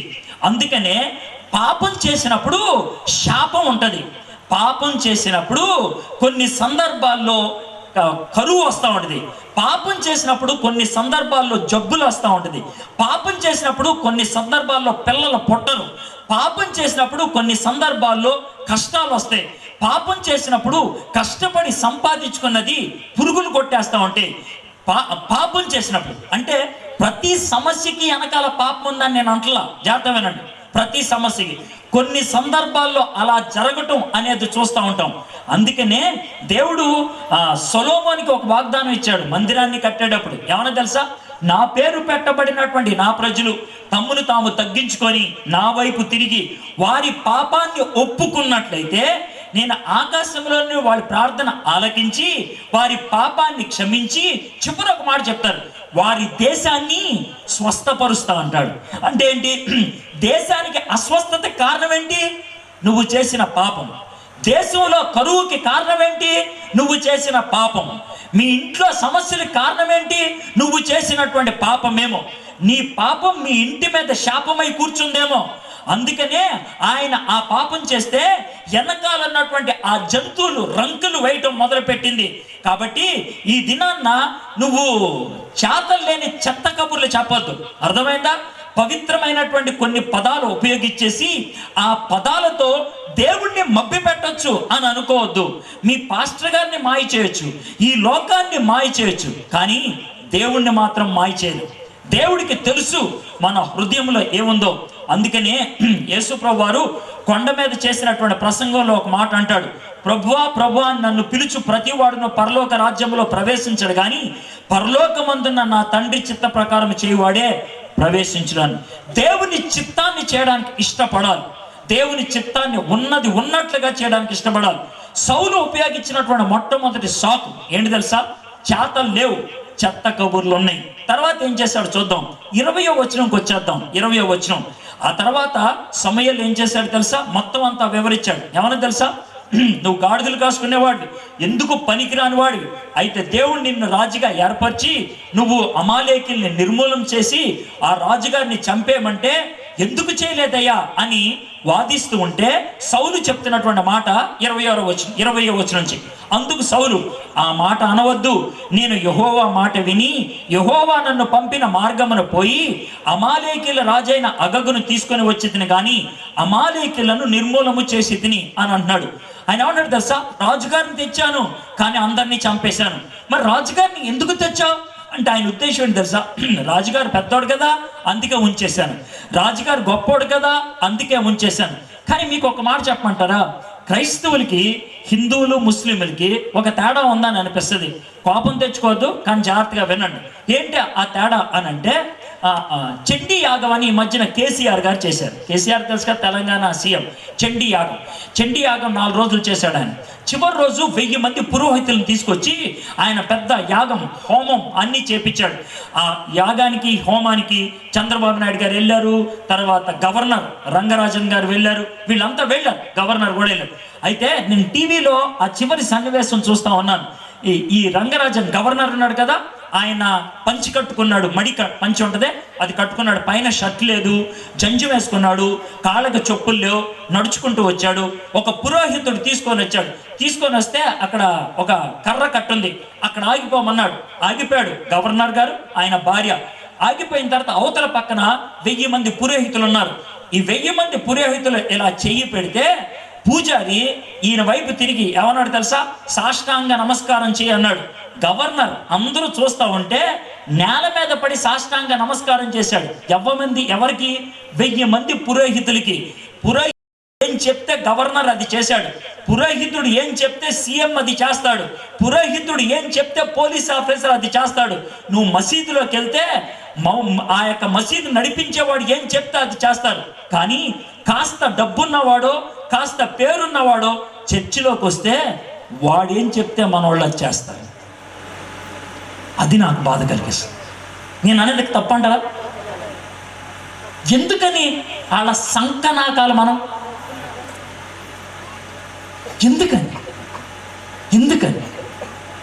వాళ్ళ కాళ్ళు పట్టేసుకోవాలి మనం? పరువు లేదా మీకు? మీ దేవుడు పరువు ప్రతిష్ఠ కలిగిన వాడు కాదా? మీ దేవుడికి దమ్ము లేదా? ఆలోచించండి. రాజుని తెచ్చేశాడంట సౌలు. రాజు కదా అందుకే ఆయన చంపలేదు, పెద్దోడు కదా అందుకే ఆయన చంపలేదు. దేవుడు ఏమన్నాడు తెలుసా? మనిషి ఎవడైనా సరే తప్పు చేస్తే ఒకటే, ఆడు రాజైనా రోడ్డు మీద అడుక్కునేవాడైనా ఒకటే, నా దృష్టిలో ఒకటే. అయితే అందరినీ చంపేశా, రాజును మాత్రం తెచ్చా. అందరినీ చంపేశా, రాజును మాత్రం తెచ్చేశా. ఒక విషయం చెప్తున్నా, దేవుని పక్షాన నిలబడుతున్నప్పుడు, దేవుని వాక్యాన్ని ధ్యానం చేస్తున్నప్పుడు నీ బ్యాక్గ్రౌండ్ గురించి ఆలోచించొద్దు. చాలా మంది ఏం చేస్తారు తెలుసా? బ్యాక్గ్రౌండ్ ఆలోచిస్తారు. నేను చదువుకున్న వ్యక్తిని, నేను ఆ పని చేశాను, నేను ఈ పని చేశాను, నేను చందాలు ఇచ్చేవాడిని, నేను అది చేసేవాడిని, కాబట్టి దేవుడు నన్ను వేరుగా చూస్తాడు అని అనుకోవద్దు. పాపం విషయంలోకి వస్తే, దేవుడు శిక్షించే విషయంలోకి వస్తే అందరినీ ఒకే విధంగా చూస్తాడు. ఇంకా దరిద్రంగా ఇంకేం చెప్తున్నాడు చూడండి, 21వ వచనం. అయితే గిల్గాలులో, మీరు చూస్తున్నారా? మీ కంటితో చూడండి, అది చూస్తే బాగుంటుంది. అయితే గిల్గాలులో తర్వాత ఉన్న మాట ఏంటి చెప్పండి? ఏముందండి? నీ దేవుడు అంటే సౌలుకి దేవుడు కాదు, అయినా సౌలుకి దేవుడు కాదా? సౌలు చెప్తున్నాడు సమూయేలుతో, అయితే గిల్గాలులో నీ దేవుడైన యెహోవాకు బలి అర్పించుటకై జనులు శపితములకు గొర్రెల్లోనూ ఎడ్లల్లోనూ ముఖ్యమైన వాటిని తీసుకొని వచ్చినని సమూయేలుతో చెప్పాను. 2 విషయాలు చెప్తున్నాడు ఆయన. ఒకటేంటి తెలుసా? 3 విషయాలు. ఒకటేంటి తెలుసా? నీ దేవుడి కోసం తెచ్చారు, మా కోసం తేలేదు. రెండోది బలుల కోసం తెచ్చారు. మూడోది దేవుడికి అర్పించడానికి తెచ్చారు. అంటే ఆయన ఉద్దేశం ఏంటి తెలుసా? మేము తప్పులు చేసాం, కానీ ఆ తప్పు చేసింది ఎందుకో తెలుసా? దేవుడి కోసం. దేవుడి కోసం తప్పు చేస్తే దేవుడు ఊరుకుంటాడా? అంటే ఎలా ఉంటుందో తెలుసా? సార్ నేను రాత్రి ఆ ఇంటికి కన్నం వేశాను సార్, నాకు 50 లక్షలు వచ్చినాయి, ఈ 5 లక్షలతో చర్చి కట్టండి అంటే ఎలా ఉంటుంది చెప్పండి? అదా మీరు చేసేది? దొంగతనంగా డబ్బులు సంపాదించి, అన్యాయంగా డబ్బులు సంపాదించి, అర్థమైందా? గుళ్ళో చాలా మంది ఏం చేస్తారు తెలుసా? ఆల్టర్ దగ్గర ఫ్యాన్ మీద మా పేరు ఉండాలండి, అర్థమైందా? ఆల్టర్ దగ్గర ఉండేటువంటి రాళ్ళ మీద మా పేరు ఉండాలండి, ఆల్టర్ దగ్గర ఉండేటువంటి పోడియం మీద మా పేర్లు ఉండాలండి. ఈ పేర్లు రాసేసుకుంటే పరలోకంలో పేరు వస్తుంది అనుకున్నారా? రాదు, రాదు. ఒక టీవీ కార్యక్రమాన్ని స్పాన్సర్ చేసి టీవీలో కింద పేరు వస్తే మీకు పరలోకంలో సీట్ వచ్చేస్తుంది అనుకుంటున్నారా? కానీ మీకు వచ్చింది తెలుసా? ఆ విధంగా పేరు రాసుకుంటేనే దేవుడు ఏమంటాడు తెలుసా? రే నీ బుద్ధి లేదరా నీకు, రే నీకు ఇంగిత జ్ఞానం లేదు, నువ్వు అసలు మనిషివేనా, పశువు అంటాడు. ఏ అంటే నేను ఏం చెప్పాను రా, కుడి చేత్తో చందా వేస్తే ఎడం చేతికి కూడా తెలియకూడదు. కుడి చేత్తో చందా వేస్తే ఎడం చేతికి కూడా తెలియకూడదంటే ఎడం చేతి, ఎడం కాలు, కుడి కాలు అన్నిటికీ తెలిసేటట్టు స్క్రీన్ మీద రాసుకున్నావే. ఎవడు చెప్పాడు రా నీకు చందా వేస్తే ఇంత హడావిడి చేయమని? ఎవడు చెప్పాడు? అంటే ఈ పేర్లు రాస్తే వీడు సతీష్ కుమార్ ప్రోగ్రామ్కి డబ్బులు ఇచ్చాడు, జాన్ వెస్లీ ప్రోగ్రామ్కి డబ్బులు ఇచ్చాడు, ఇంకెవడో ప్రోగ్రామ్ డబ్బులు ఇచ్చాడు, వీడికి పరలోకంలో సీట్ ఇవ్వండిరా అని అంటారా? అదే నీ ఉద్దేశం? ఇక్కడ సౌలు కూడా అదే మాట ఏమంటాడు తెలుసా? నీ దేవుడికే బలి ఇవ్వడానికి చేసాం బాబు, మేమన్నా మా సొంత కోసం చేసామా? మీ దేవుడి కోసమే ఇదని అన్నాడు. నువ్వు దరిద్రమైన విధంగా డబ్బులు సంపాదించేసి దేవుడికి ఇచ్చేసేసి దేవుడు దాంతో పడిపోతాడు అనుకుంటే అది రెండో సాకు. దీన్నే ఉంటారు తెలుసా? విధేయత లేదు కానీ వెర్రి బలులు ఉన్నాయి. విధేయత లేదు కానీ వెర్రి బలులు ఉన్నాయి. దేవుడికి బలులు కాదు కావాల్సింది, ఏం కావాలి? విధేయత కావాలి. చూడండి 22వ వచనం. అందుకు సమూయేలు తాను సెలవిచ్చిన ఆజ్ఞను ఒకడు గైకొనుట వలన యెహోవా సంతోషించినట్లు ఒకడు దహన బలులను అర్పించడం వలన ఆయన సంతోషించిన. ఆలోచించుము, బలులు అర్పించట కంటే ఆజ్ఞ గైకొనుటయు పొట్టేళ్ల క్రొవ్వు అర్పించట కంటేయు మాట వినుటయు శ్రేష్టము.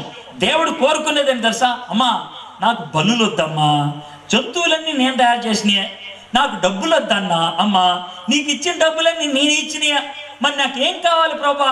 ఏం కావాలి? నువ్వు నాకు ఇవ్వగలిగేది నీదంటూ ఉన్నది ఒక్కటే, ఏంటి తెలుసా? నీ గుండెకాయ, అది ఇస్తావా నాకు? నీ చిత్తం నాకు ఇస్తావా? నాది అని చెప్పుకోగలిగేది అదొక్కటే, నా చిత్తం. అది దేవుడికి ఇస్తావా? దేవుడు అన్నాడు దశ అదివు, మిగిలిన అన్ని నాయే, నాకు ఇచ్చేదేంటి? నువ్వు నాకు ఇచ్చేదేంటి? నీదనుకునేది నాకివు. అయితే మనోడికి విధేయత లేదు, వెర్రి బలులు మాత్రం ఉన్నాయి. మొదటిది చేతలు లేవు, చెత్త కబుర్లు ఉన్నాయి. రెండోది విధేయత లేదు, వెర్రి బలులు ఉన్నాయి. మూడోది 24వ వచనం.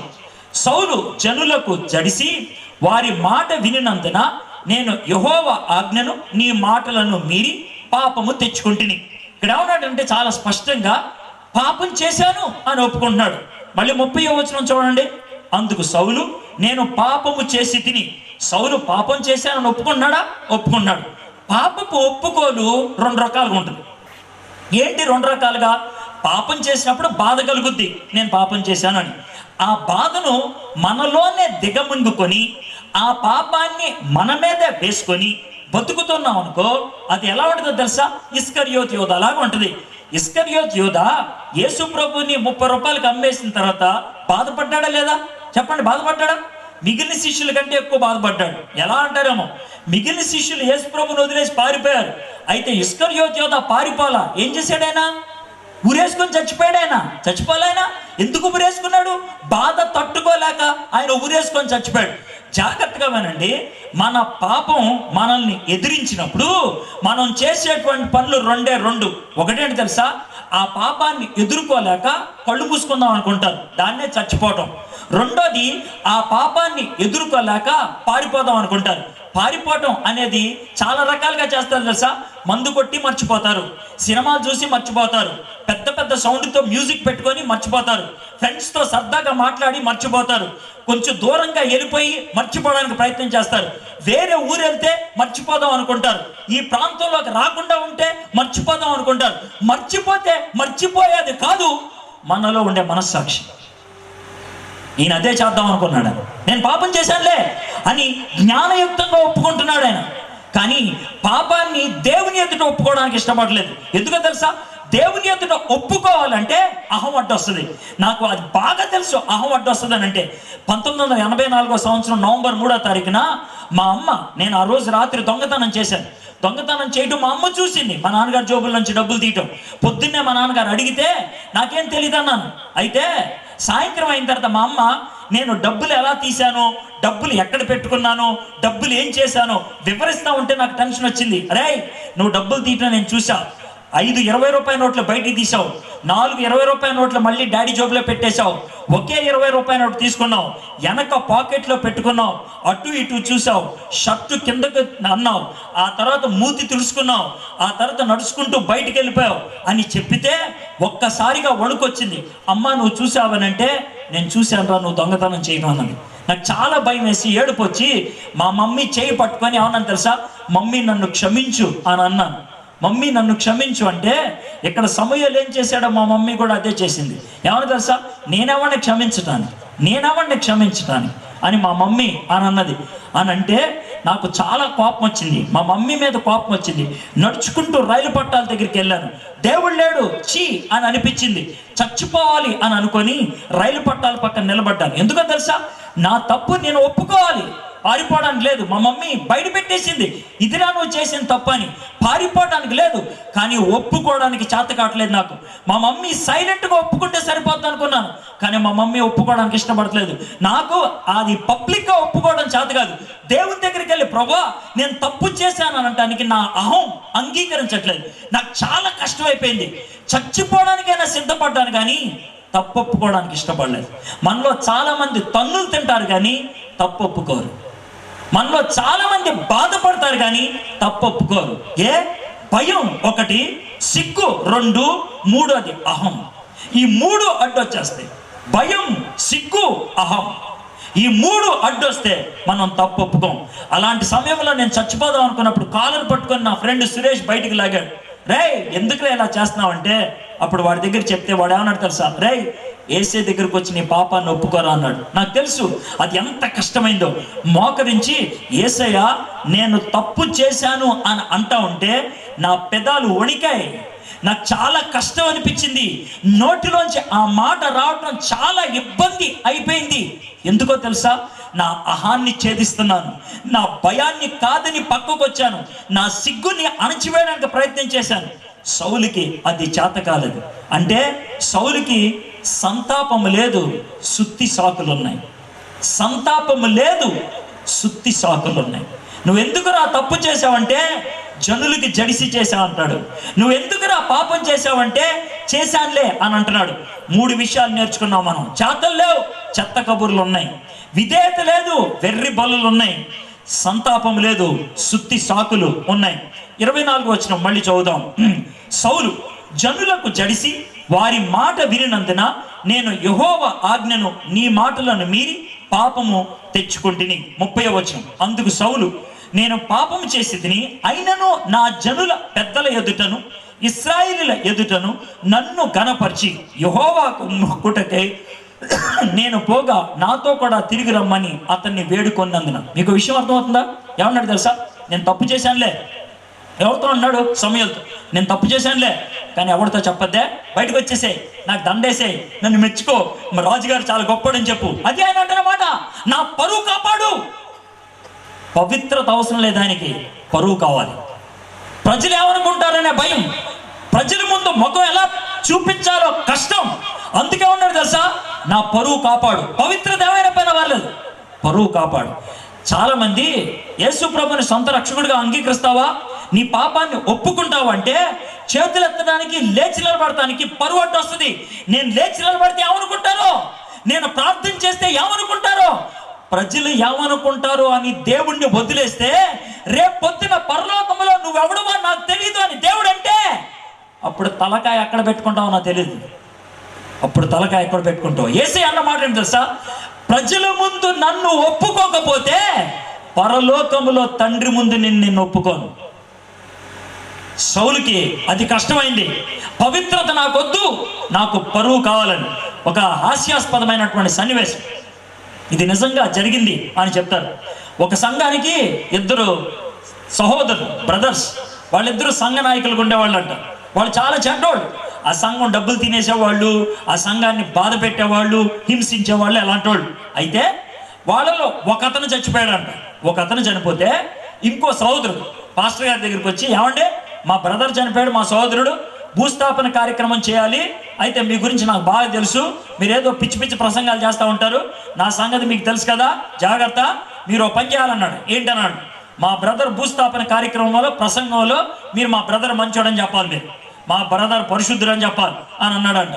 వీడన్నాడు అనుకున్నాడంట మనసులో, వీడికంటే నీచ నికృష్టుడు ఇంకోటి లేడే, వీడిని పరిశుద్ధుడిని ఎలా చెప్పాలరా బాబు అని అనుకున్నాడంట. ఆయన మామూలుగా భూస్థాపన కార్యక్రమంకి వచ్చి సమాధిలో ఆయన్ని పెడితే ఆయన ప్రసంగం చేయడాన్ని మైకి తీసుకొని అన్నాడంట, ఈ సమాధిలో ఉన్నటువంటి ఈ పెద్దన్నాడే, ఈయన నీచుడు, నికృష్టుడు, దుర్మార్గుడు అని వచ్చిన బూతులన్నీ తిడుతున్నాడంట. ఈ పక్కన ఉన్నటువంటి పెద్ద ఎదురుకెళ్ళాడంట. ఎదురుకెళ్ళి రే రే అని అంటున్నాడంట. అంటే ఏంటి? ఇంకా కొనసాగా అనుకో, నీ అంతు చూస్తాను రా అన్నట్లు. అయితే ఆయన మొత్తం అంతా ఒక 10 నిమిషాలు అలాగా అన్ని బూతులు తిట్టేసి అన్నాడంట, ఒక్క నిమిషం అని అన్నాడంట. అందరూ సైలెంట్ అయిపోయారంట. అయితే మీకు చివరిలో ఒక మాట చెప్పాలి, ఇది మాత్రం జాగ్రత్తగా వినండి అన్నాడు. ఏమంది? ఈయన ఎంత చెడ్డోడైనా, ఎంత నీచ నికృష్టుడైనా, ఎంత పనికిమాలాడైనా వీళ్ళ అన్నతో పోల్చుకుంటే చాలా పరిశుద్ధుడు అని అన్నాడంట. చాలా మంచోడు అని చెప్పి వెళ్ళిపోయాడు. నేను ఈ మాట మీకు ఎందుకు చెప్తానంటే, ఈ లోకములో మంచోడు అని అనిపించుకోవాలని చాలా మంది కోరిక, ఈ లోకములో గొప్పోడు అని చెప్పుకోవడానికి చాలా మంది కోరిక. మనుషుల చేత మంచోడు అనిపించుకోవడానికి పెద్ద ఏం అక్కర్లేదు. అర్థమైందా? నువ్వు ఎంత దరిద్ర పని చేసినా తలా 100 రూపాయలు ఇస్తే కనుక చప్పట్లు కొట్టరా ఈజీగా వాడతారు. 100 రూపాయలు అంత దాకేందుకు?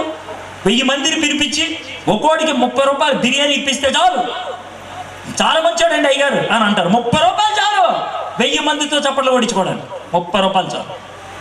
కానీ దేవుడితో చప్పట్లు కొట్టించుకోండి నేర్చుకోవాలి. దేవుడు ఎప్పుడు చప్పట్లు కొడతాడంటే మనం ఆయన దగ్గర యథార్థంగా ఉంటే. మనుషులు ఎప్పుడు చప్పట్లు కొడతారంటే ఎంత అన్యాయంగా జీవిస్తే. ఇక్కడ పౌలే ఉన్నాడు తెలుసా, సౌలే ఉన్నాడు తెలుసా, నా పరువు ముఖ్యం, పరిశుద్ధత అవసరం లేదు.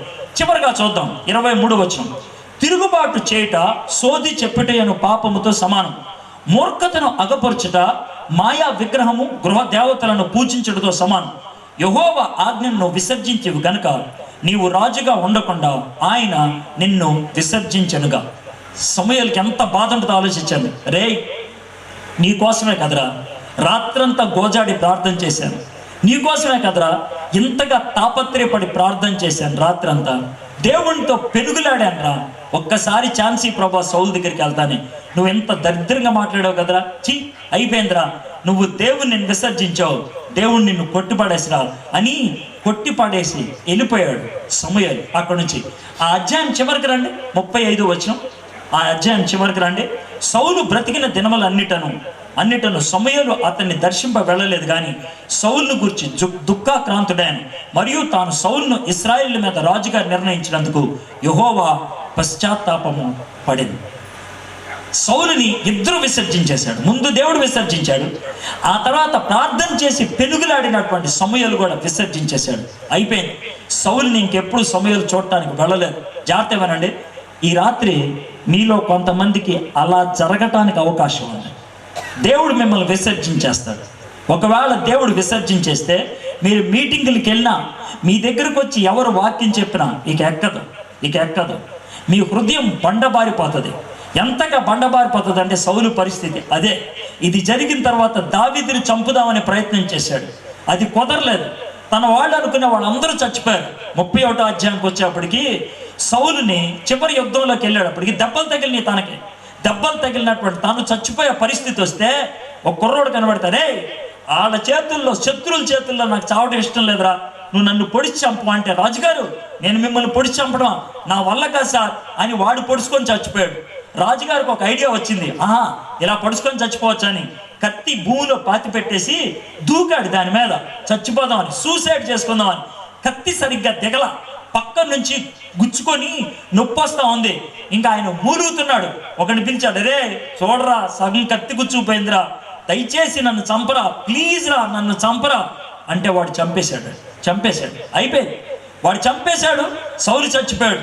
సౌలు చచ్చిపోయిన తర్వాత దావీదు రాజు అయ్యాడు. జాగ్రత్తగా వినండి, దావీదు రాజు అయిన తర్వాత ఇంతకీ నా ఏలిన వాడు సౌలుని చంపిన వాడు ఎవడరా? అభిషేకం పొందినటువంటి సౌలుని చంపింది ఎవరా? దేవుడు ప్రత్యేకించుకున్నటువంటి సౌలుని చంపింది ఎవడరా అని రాజ్యమంతా వెతికిలాడితే ఒకడన్నాడు, సార్ నాకు తెలుసు సార్ అన్నాడు.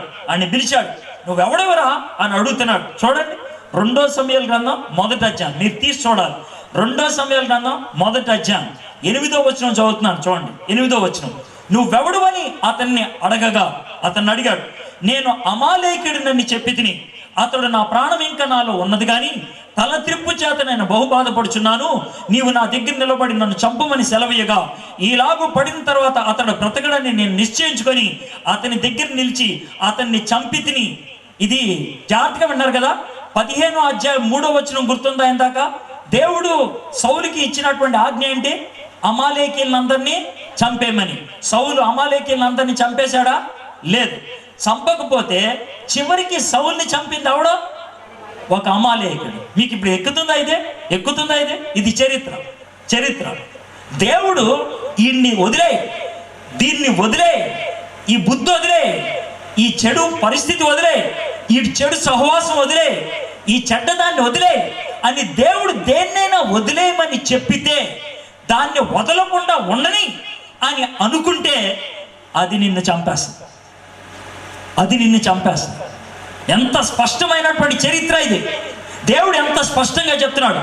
ఈ మాటలు మీరు వింటా ఉన్నప్పుడు దేవుడు మీ హృదయంలో ఏదైనా తలంపించాడా? దేవుడు నిన్ను వదిలేయమని చెప్తుంది ఏంటో నీకు అర్థమైందా? అది కాదులే నాకెందుకు చెప్తాడు అని అంటావా? నువ్వు ఆ విధంగా సాకులు చెప్పడానికి ప్రయత్నం చేస్తే దేవుడు నాతో మాట్లాడతాడా? నాతో కాదులే అని సాకులు చెప్పడానికి ప్రయత్నం చేస్తే గుర్తుంచుకో, అదే నేను లేపేస్తాను. ఎంత భయంకరమైన విషయం. సౌలుకి చెప్పాడు దేవుడు, అమాలేకీని నిర్మూలన చేయి అంటే నిర్మూలన చేయలేదు, అమాలేకీడే ఈయన్ని చంపేశాడు. అక్కడితో ఆగిపోయిందా? అక్కడితో ఆగిపోలేదు. సౌలు చచ్చిపోయిన 500 సంవత్సరాల తర్వాత ఎస్తేర్ అనేటువంటి రాణి ఉండేది. ఆ ఎస్తేర్ అనేటువంటి రాణి ఉండేటువంటి కాలంలో పారసీక దేశానికి ఒక రాజు ఉండేవాడు, అహష్వరోసు అనేటువంటి రాజు. ఆ రాజుగారు ఒక ఆయన్ని ప్రధానమంత్రిగా ఏర్పాటు చేసుకున్నాడు. ఆ ప్రధానమంత్రి ఎంత నీచమైనటువంటి వాడంటే యూదులందరినీ ఒకే రోజు చంపేద్దామని ఒక ప్లాన్ వేశాడు. అంటే యూదులు అనేవాడు ఎక్కడ ఈ భూమి మీద లేకుండా చంపేయాలి అని ఒక ప్లాన్ వేశాడు. ఇంతకీ ఆ ప్రధానమంత్రి ఎవరో చూద్దామా? ఎస్తేర్ గ్రంథం 3వ అధ్యాయం 1వ వచనం. ఎస్తేర్ గ్రంథం 3వ అధ్యాయం 1వ వచనం. ఆ సంగతులైన తర్వాత రాజైన అహష్వరోషు హమ్మదాతా కుమారుడగును, అతను హమ్మదాతా కుమారుడు, అగాగీయుడగును హమ్మానును గనపరిచి. అతను ఎవరో తెలుసా? హమ్మాన్ అనేవాడు ఎవడో తెలుసా? అగాగీయుడు అంటే ఏంటి తెలుసా? అగాగు వంశములో వచ్చినవాడు. అగాగు అంటే ఎవరో తెలుసా? అమాలేకీల రాజు. ఆ రాజుని చంపకుండా సౌలు వదిలేశాడు. వాడి వంశావళిలో వచ్చినటువంటి వాడు యూదులందరినీ చంపేద్దామని ఒక ప్లాన్ వేశాడు. నీకేదైనా చెడు బుద్ధి ఉంటే, నీకేదైనా చెడు అలవాటు ఉంటే, నీకేమైనా చెడు తత్వం ఉంటే నీ వంశాన్ని అది లేపేస్తుంది. నిన్నే కాదు, నీ వంశాన్ని, నీ కుటుంబాన్ని నాశనం చేస్తుంది. తండ్రి తాగుబోతైతే తండ్రి ఒక్కడే కాదు చెడిపోయేది, తండ్రి ఒక్కడే కాదు రోడ్డు పాలయ్యేది, తండ్రి ఒక్కడే కాదు పనికిమాలిన గాడగా అయ్యేది. కుటుంబం మొత్తం తల్లి తిరిగేదైతే తల్లి ఒక్కతే కాదు పాడైపోయేది. ఆ తిరుగుడు తల్లిని బట్టి కుటుంబం అంతా నాశనం అవుతుంది. పిల్లలు కనుక దరిద్రంగా వ్యవహరించే వాళ్ళైతే ఆ పిల్లలే కాదు, ఆ పిల్లల్ని బట్టి తల వంచుకునే పరిస్థితి వస్తుంది కుటుంబం అంతటికి. మనం కుటుంబాల్లో ఉండేవాళ్ళం, సమాజాల్లో ఉండేవాళ్ళం. కాబట్టి మనం చేసినటువంటి దోషం మన యొక్క కుటుంబం అంతటి మీద వస్తుంది. సౌలు ఒక్కడే పాపం చేశాడు. అయితే దేవుడు సౌల్ని శాపగ్రస్తుడిగా చేయాలనేది ఆశ కాదు, దేవుడు సౌల్ని శిక్షించాలనేది ఆశ కాదు. దేవుడు సౌలుని క్షమించాలని సమూయేలుని పంపించాడు. సమూయేలు మాట లెక్కేశాడా? లేదు లేదు. అందుకే నాశనం అయిపోయాడు. దేవుడు ఈ రాత్రి చెప్తున్నాడు, నిన్ను చంపాలన్నది నా కోరిక కాదు, నీ మీద శిక్ష పడాలనేది నా కోరిక కాదు, నిన్ను ఇబ్బంది పెట్టాలనేది నా కోరిక కాదు, నీకు బాధ పెట్టాలనేది నా కోరిక కాదు.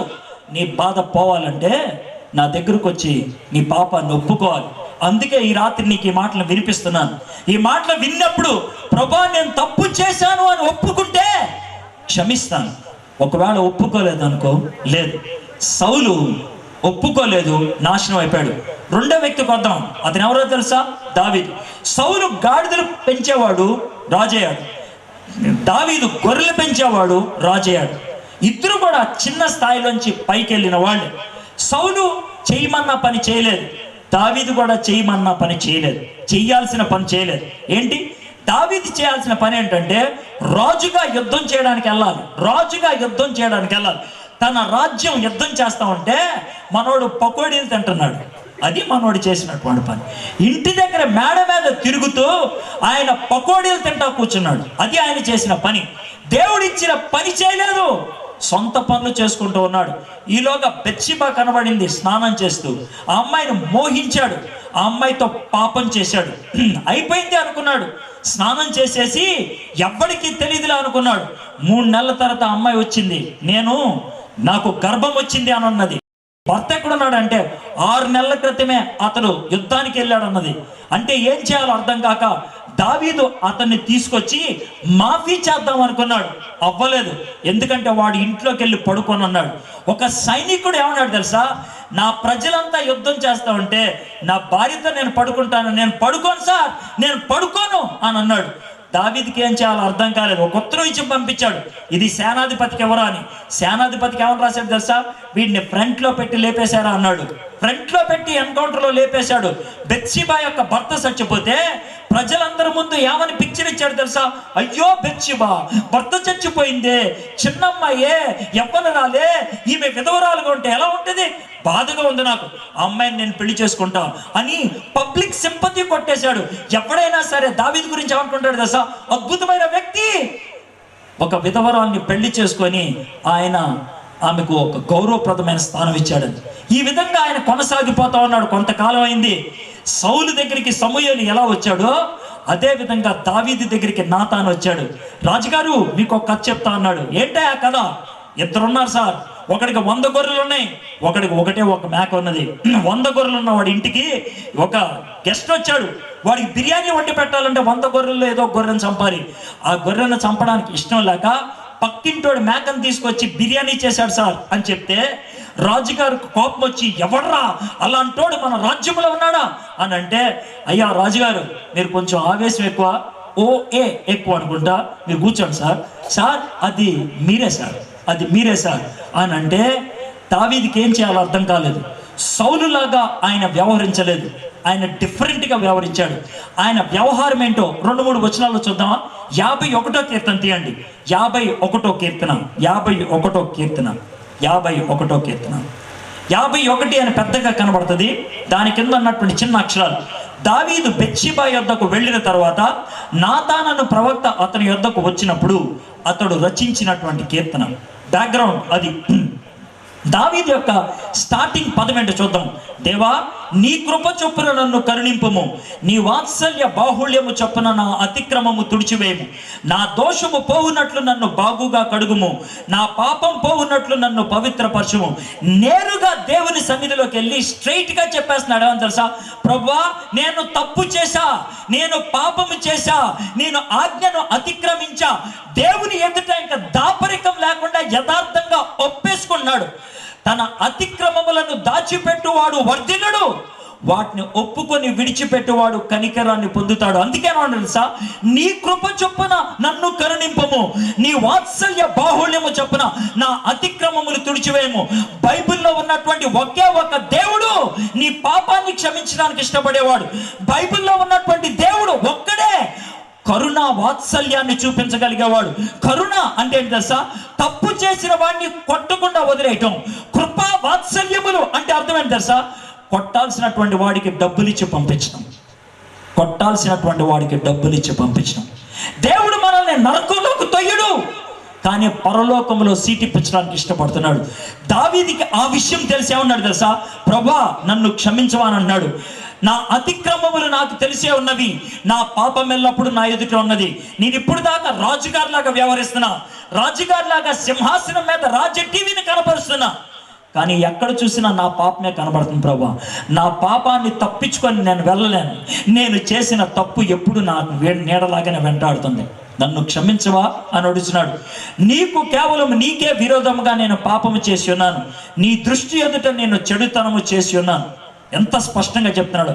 కావున ఆజ్ఞ ఇచ్చినప్పుడు నీవు నీతిమంతుడుగా అగుపడదు, తీర్పు తీర్చినప్పుడు నిర్మలుడుగా అగుపడదు. సౌలు ఏమన్నాడు తెలుసా, దేవుని ఆజ్ఞ నెరవేర్చినాను నేను. కానీ దావీదు ఏమన్నాడు తెలుసా, నేను నెరవేర్చలేదు అంటున్నాడు. నేను దేవుడి కోసం చేశాను అంటున్నాడు సౌలు, కానీ దావీదు ఏమన్నాడు తెలుసా, నేను నా కోసం చేసుకున్నాను అంటున్నాడు. ఎంత స్పష్టమైనటువంటి తారతమ్యం ఉన్న చూడండి. సౌలేమో ప్రైజ్ ద లార్డ్ అని చెప్పి దేవుడు ఆశీర్వదించబడి కాక అంటున్నాడు, కానీ దావీదేమో నేను తప్పు చేశాను నన్ను క్షమించవా అని అంటున్నాడు. ఆయన నటించలేదు, ఉన్న మాట ఉన్నట్లుగా చెప్పడానికి ప్రయత్నం చేశాడు. 14వ వచనంకి వచ్చేద్దాం. దేవా నా రక్షణకర్త యొక్క దేవా, రక్తాపరాధము నుండి నన్ను విడిపింపుము, అప్పుడు నా నాలుక నీ నీతిని గురించి ఉత్సాహగానము చేయను. ప్రభా నా నోరు తెరవలేకపోతున్నాను, స్తుతించలేకపోతున్నాను, వాక్యాన్ని ఉచ్చరించలేకపోతున్నాను, నీకు నేను ప్రార్థన చేయలేకపోతున్నాను. ఎందుకో తెలుసా, నా అపరాధం ఏంటో నాకు తెలుస్తుంది, నా పాపం ఏంటో నాకు తెలుస్తుంది అని. ఇంకా ఉన్నాడు తెలుసా, ప్రభా నా నోరు నీ స్తుతిని ప్రచురపరచినట్లు నా పదవులు తెరవను. 16వ వచనం, నీవు బలిని కోరువాడు కావు, కోరి నేడలు నేను అర్పించదును, దహన బలి నీకు ఇష్టమైనది కాదు. అక్కడేమో సౌలు దొంగ సొమ్ము తీసుకొచ్చి దహన బలి ఇచ్చి సెట్అవుట్ చేసుకుందాం అనుకున్నాడు, కానీ దావీదు ఉన్నాడు తెలుసా, నీకు దహన బలి సరిపోదు ప్రభా. ఏమన్నాడు 17వ వచనం, విరిగిన మనసే దేవునికి ఇష్టమైన బలులు, దేవా విరిగి నలిగిన హృదయమును నీవు అలక్ష్యము చేయవు. ప్రియ సహోదరి సహోదరులారా, జాగ్రత్తగా మాట వినండి. దావీదు చాలా ఖచ్చితంగా ఒక విషయాన్ని నేర్చుకున్నాడు. నేను తప్పుని ఒప్పేసుకొని విరిగి నలిగిన మనస్సుతో దేవుని దగ్గరికి వెళ్తే ఆయన నన్ను క్షమిస్తాడని. విరిగి నలిగిన మనస్సు అంటే ఏంటి తెలుసా, అహాన్ని చంపుకొని నేను తప్పు చేశానని దేవుని ఎదుట బలవంతంగా అయినా మన నోరు తెరిచి పలకటం. ప్రభా నేను తప్పు చేశాను, నేను చేసినటువంటి తప్పు నా హృదయములో నన్ను నేరారోపణ చేస్తుందని నాకు తెలుసు, కానీ ఈరోజు నేను బయటికి చెప్పేస్తున్నాను, నేను తప్పు చేశాను, నన్ను క్షమించవా, నేను తప్పు చేశాను, నన్ను క్షమించవా, నేను తప్పు చేశాను. దావీదు ఆ మాట చెప్తే దేవుడు దావీదుని క్షమించాడు. దేవుడు దావీదుని క్షమించాడని మీకు ఎలా తెలుసండి అని అంటారేమో. 1000 సంవత్సరాల తర్వాత యేసుక్రీస్తు ప్రభువారు వచ్చి ఆయన ఏమని పరిచయం చేసుకున్నాడు తెలుసా, దావీదు కుమారుడు అని పరిచయం చేసుకున్నాడు. దావీదు పురములో పుట్టాడు అని పరిచయం చేపించుకున్నాడు.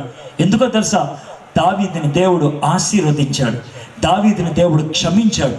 ఈ రాత్రి నువ్వు తప్పు చేసిన వ్యక్తివే, కానీ సౌలులాగా సాకులు చెప్పి నీ జీవితాన్ని నాశనం చేసుకుంటావా, లేకపోతే దావీదులాగా విరిగి నలిగిన మనస్సుతో దేవుని దగ్గరకు వచ్చి ప్రభువా నన్ను క్షమించు అని అడుగుతావా?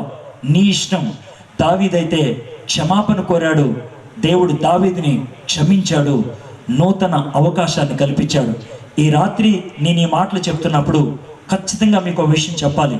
మీలో కొంతమందికి ఇది చివరి అవకాశం, మళ్ళీ ఇలాంటి అవకాశం దొరకదు.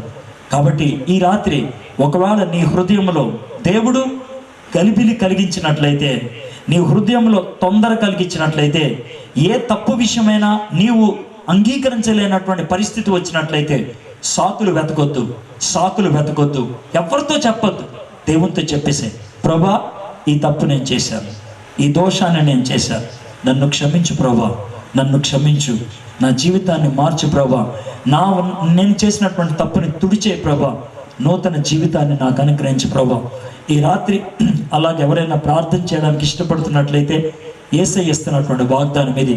మీరు కనుక మీ పాపాన్ని ఒప్పుకుంటే నేను నమ్మదగిన వాడిని, నీతిమంతుణ్ణి, మీ పాపాలు క్షమించి సమస్త దుర్నీతి నుండి పవిత్రులుగా చేస్తానని. ఈ రాత్రి పవిత్రత మనకు కావాలంటే దేవుడు కోరుకునేది స్తుతియాగం కాదు. మనం పవిత్రులు అవ్వాలంటే దేవుడు మన దగ్గర నుంచి కోరుకునేది చందా కాదు. ఈ రాత్రి మనం పవిత్రులు అవ్వాలంటే దేవుడు కోరుకునేది బలులు కాదు. ఈ రాత్రి దేవుడు మనల్ని పవిత్రులు చేయాలంటే ఆయన కోరుకునేది ఒకటే, నీ హృదయాన్ని విరిగి నలిగిన దాన్ని దేవుని ముందు పెట్టడం. ప్రభా, ఇదిగో నా హృదయాన్ని నీ ముందు పెడుతున్నాను, నన్ను క్షమించవా, నా జీవితాన్ని పవిత్రపరచవా, నా రక్త అపరాధాన్ని తొలగించవా అని అడగండి. ఆయన ఈ రాత్రి నీ ప్రార్థన వినడానికి ఇష్టపడుతున్నాడు. తల వంచండి, కంట్లు మూసుకోండి. సౌలు జీవితాన్ని ఒకసారి నెమరు వేసుకుందాం. సౌలు చెయ్యమన్న పని చేయలేదు, పైగా చేశానని అబద్ధం ఆడాడు. చేసింది దేవుని కోసమే అని దేవుడి మీద తోసేయడానికి ప్రయత్నం చేశాడు. బలులు అర్పించి దాన్ని మాఫీ చేసుకుందాం అనుకున్నాడు. పరువు పోతుందని టెన్షన్ పడి పవిత్రతని అమ్మేశాడు. దేవుని చిత్తానికి బదులు తన సొంత చిత్తాన్ని చేసుకుందాం అనుకున్నాడు. దేవుడి ఏర్పాటుని కోల్పోయాడు. ఏ శత్రువునైతే ఆయన చంపాలో అదే శత్రువు ఆయన్ని చంపేశాడు. ఏ శత్రువు అయితే తనని చంపాలో ఆ శత్రువే కుటుంబం అంతటిని నాశనం చేసే పరిస్థితి తెచ్చుకున్నాడు.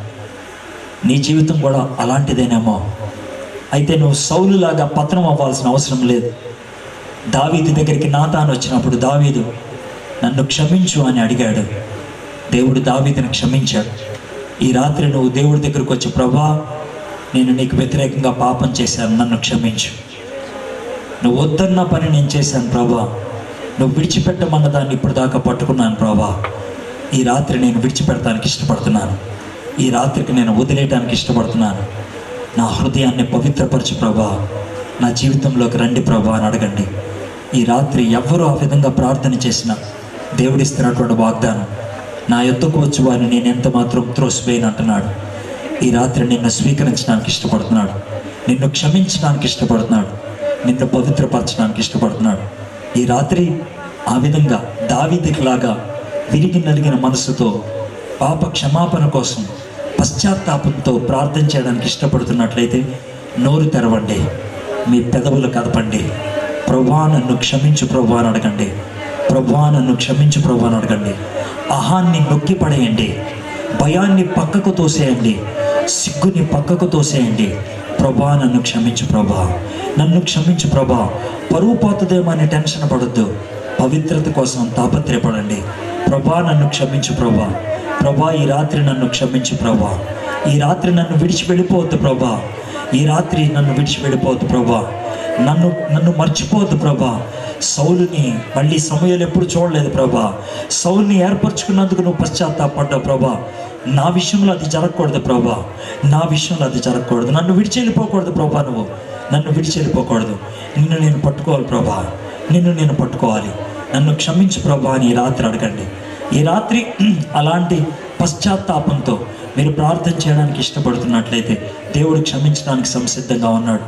సిగ్గుపడకుండా, భయపడకుండా, యేసయ్యా నన్ను క్షమించు, యేసయ్యా నన్ను క్షమించు, యేసయ్యా నన్ను పరిశుద్ధపరచు ప్రభా, నన్ను నూతనపరచు అని ఈ రాత్రి తిరిగి నలిగిన మనసుతో మీలో ఎవరైనా ప్రార్థన చేయడానికి ఇష్టపడుతున్నట్లయితే మీ యొక్క కుడి హస్తాన్ని ఎత్తి చూపించండి. మీ యొక్క కుడి హస్తాన్ని, ప్రభా, నేను విరిగి నలిగిన మనసుతో ఈ రాత్రి నీ సన్నిధిలోకి వచ్చి ప్రార్థన చేస్తున్నాను ప్రభా, నన్ను క్షమించు ప్రభా అని అడగడానికి మీరు ఇష్టపడుతున్నట్లయితే మీ కుడి హస్తాన్ని ఎత్తి చూపించండి. ఎవరైతే చేతులు ఎత్తారో దించేయండి, ప్రార్థన చేసుకుందాం. దావీదు సిగ్గుపడకుండా ప్రార్థన చేశాడు. దావీదు తన అహాన్ని అహాన్ని తొక్కిపడేసి ప్రభా నన్ను క్షమించని ప్రార్థన చేశాడు. ఈ రాత్రి ఎవరైతే పవిత్రత కావాలని ఆశపడుతున్నారో, ఈ రాత్రి ఎవరైతే పశ్చాత్తాపపు హృదయంతో ప్రార్థన చేయడానికి ఇష్టపడుతున్నారో, ఎవరైతే చేతులు ఎత్తారో ఉన్న చోటన లేచి నిలబడండి, చిన్న ప్రార్థన చేసుకొని ముగించుకుందాం. ఎవరైతే చేతులు ఎత్తారో వాళ్ళు మాత్రం లేచి నుంచోండి, తలలు వంచండి, కళ్ళు మూసుకోండి, చేతులు జోడించండి, చిన్న ప్రార్థన చేసుకొని ముగించుకుందాం. మిగిలిన వాళ్ళు లేవద్దు, అలాగే ఉండండి.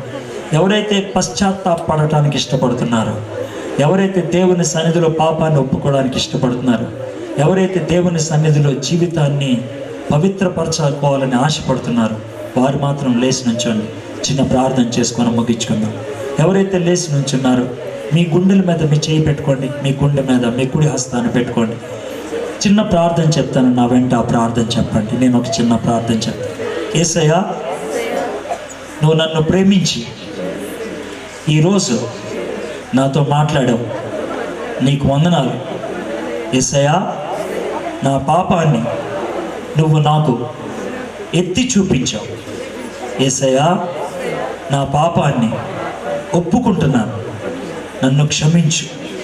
యేసయ్యా, నన్ను ప్రేమించి నా పాపానికి వెలగా శిలువ మీద శ్రమను పొంది రక్తాన్ని కార్చి చనిపోయావని నేను ఒప్పుకుంటున్నాను.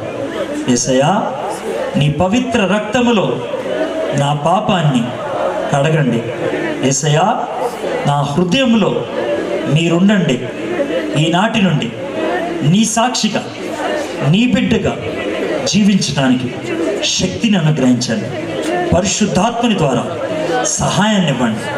నా ప్రార్థన విన్నందుకు మీకు వందనాలు. యేసయ్య నామంలో ప్రార్థన చేస్తున్నాను. ఆమేన్. దయచేసి కూర్చోండి. మా దేవా, మా ప్రభువా, ఈరోజు మీరు మాతో మాట్లాడారు తండ్రి. సౌలులాగా కాకుండా దావీదులాగా అహాన్ని చంపుకొని సిగ్గుని పక్కకు పెట్టి పవిత్రత కోసం తాపత్రయపడుతూ పశ్చాత్తాపంతో విరిగి నలిగిన మనస్సుతో ప్రార్థన చేసిన ప్రతి ఒక్కరిని మీరు గమనించారు. వారి ప్రార్థన విన్నారని మీకు వందనాలు చెల్లిస్తున్నాను ప్రభా. వారికి నిశ్చయతను అనుగ్రహించమని అడుగుతున్నాను. మొండి వైఖరితో ఎవరైనా ఉన్నారేమో ప్రభా, ఈ రాత్రి వాళ్ళ ఇంటికి వెళ్ళిన తర్వాత అయినా ఒక నిర్ణయం తీసుకోవడానికి మీరే కృప చూపించమని అడుగుతున్నాను. వాళ్ళ పేర్లు కొట్టేయద్దు ప్రభా, కృప చూపించు. ఈ రాత్రి వారికి అవకాశాన్ని ఇమ్మని అడుగుతున్నాను ప్రభా. రేపు పగలు, మధ్యాహ్నం, రేపు సాయంత్రం జరిగే మీటింగ్స్ని ఆశీర్వాదకరంగా చేయమని అడుగుతున్నాం. నీ దాసుల్ని బలపరుచుకొని మీ మహిమార్థమే వాడుకోనమని అడుగుతున్నాం. ఈ గ్రామానికి ప్రభా ద్వారపొడికి తొలిసారిగా నన్ను తీసుకొచ్చావు ప్రభా. వాక్య పరిచర్య ద్వారా ప్రభా గ్రామస్తులు ఆశీర్వదించబడగలిగినట్లు కృప చూపించమని అడుగుతున్నాం. నన్ను పిలిచినటువంటి పాస్టర్ గారిని, ఆ సంఘాన్ని దీవించి ఆశీర్వదించమని అడుగుతున్నాం. మీకే వందనాలు, స్తుతులు, స్తోత్రాలు చెల్లిస్తూ యేసయ్య నామములో ప్రార్థన చేయించున్నాం. ఆమేన్. ఆమేన్.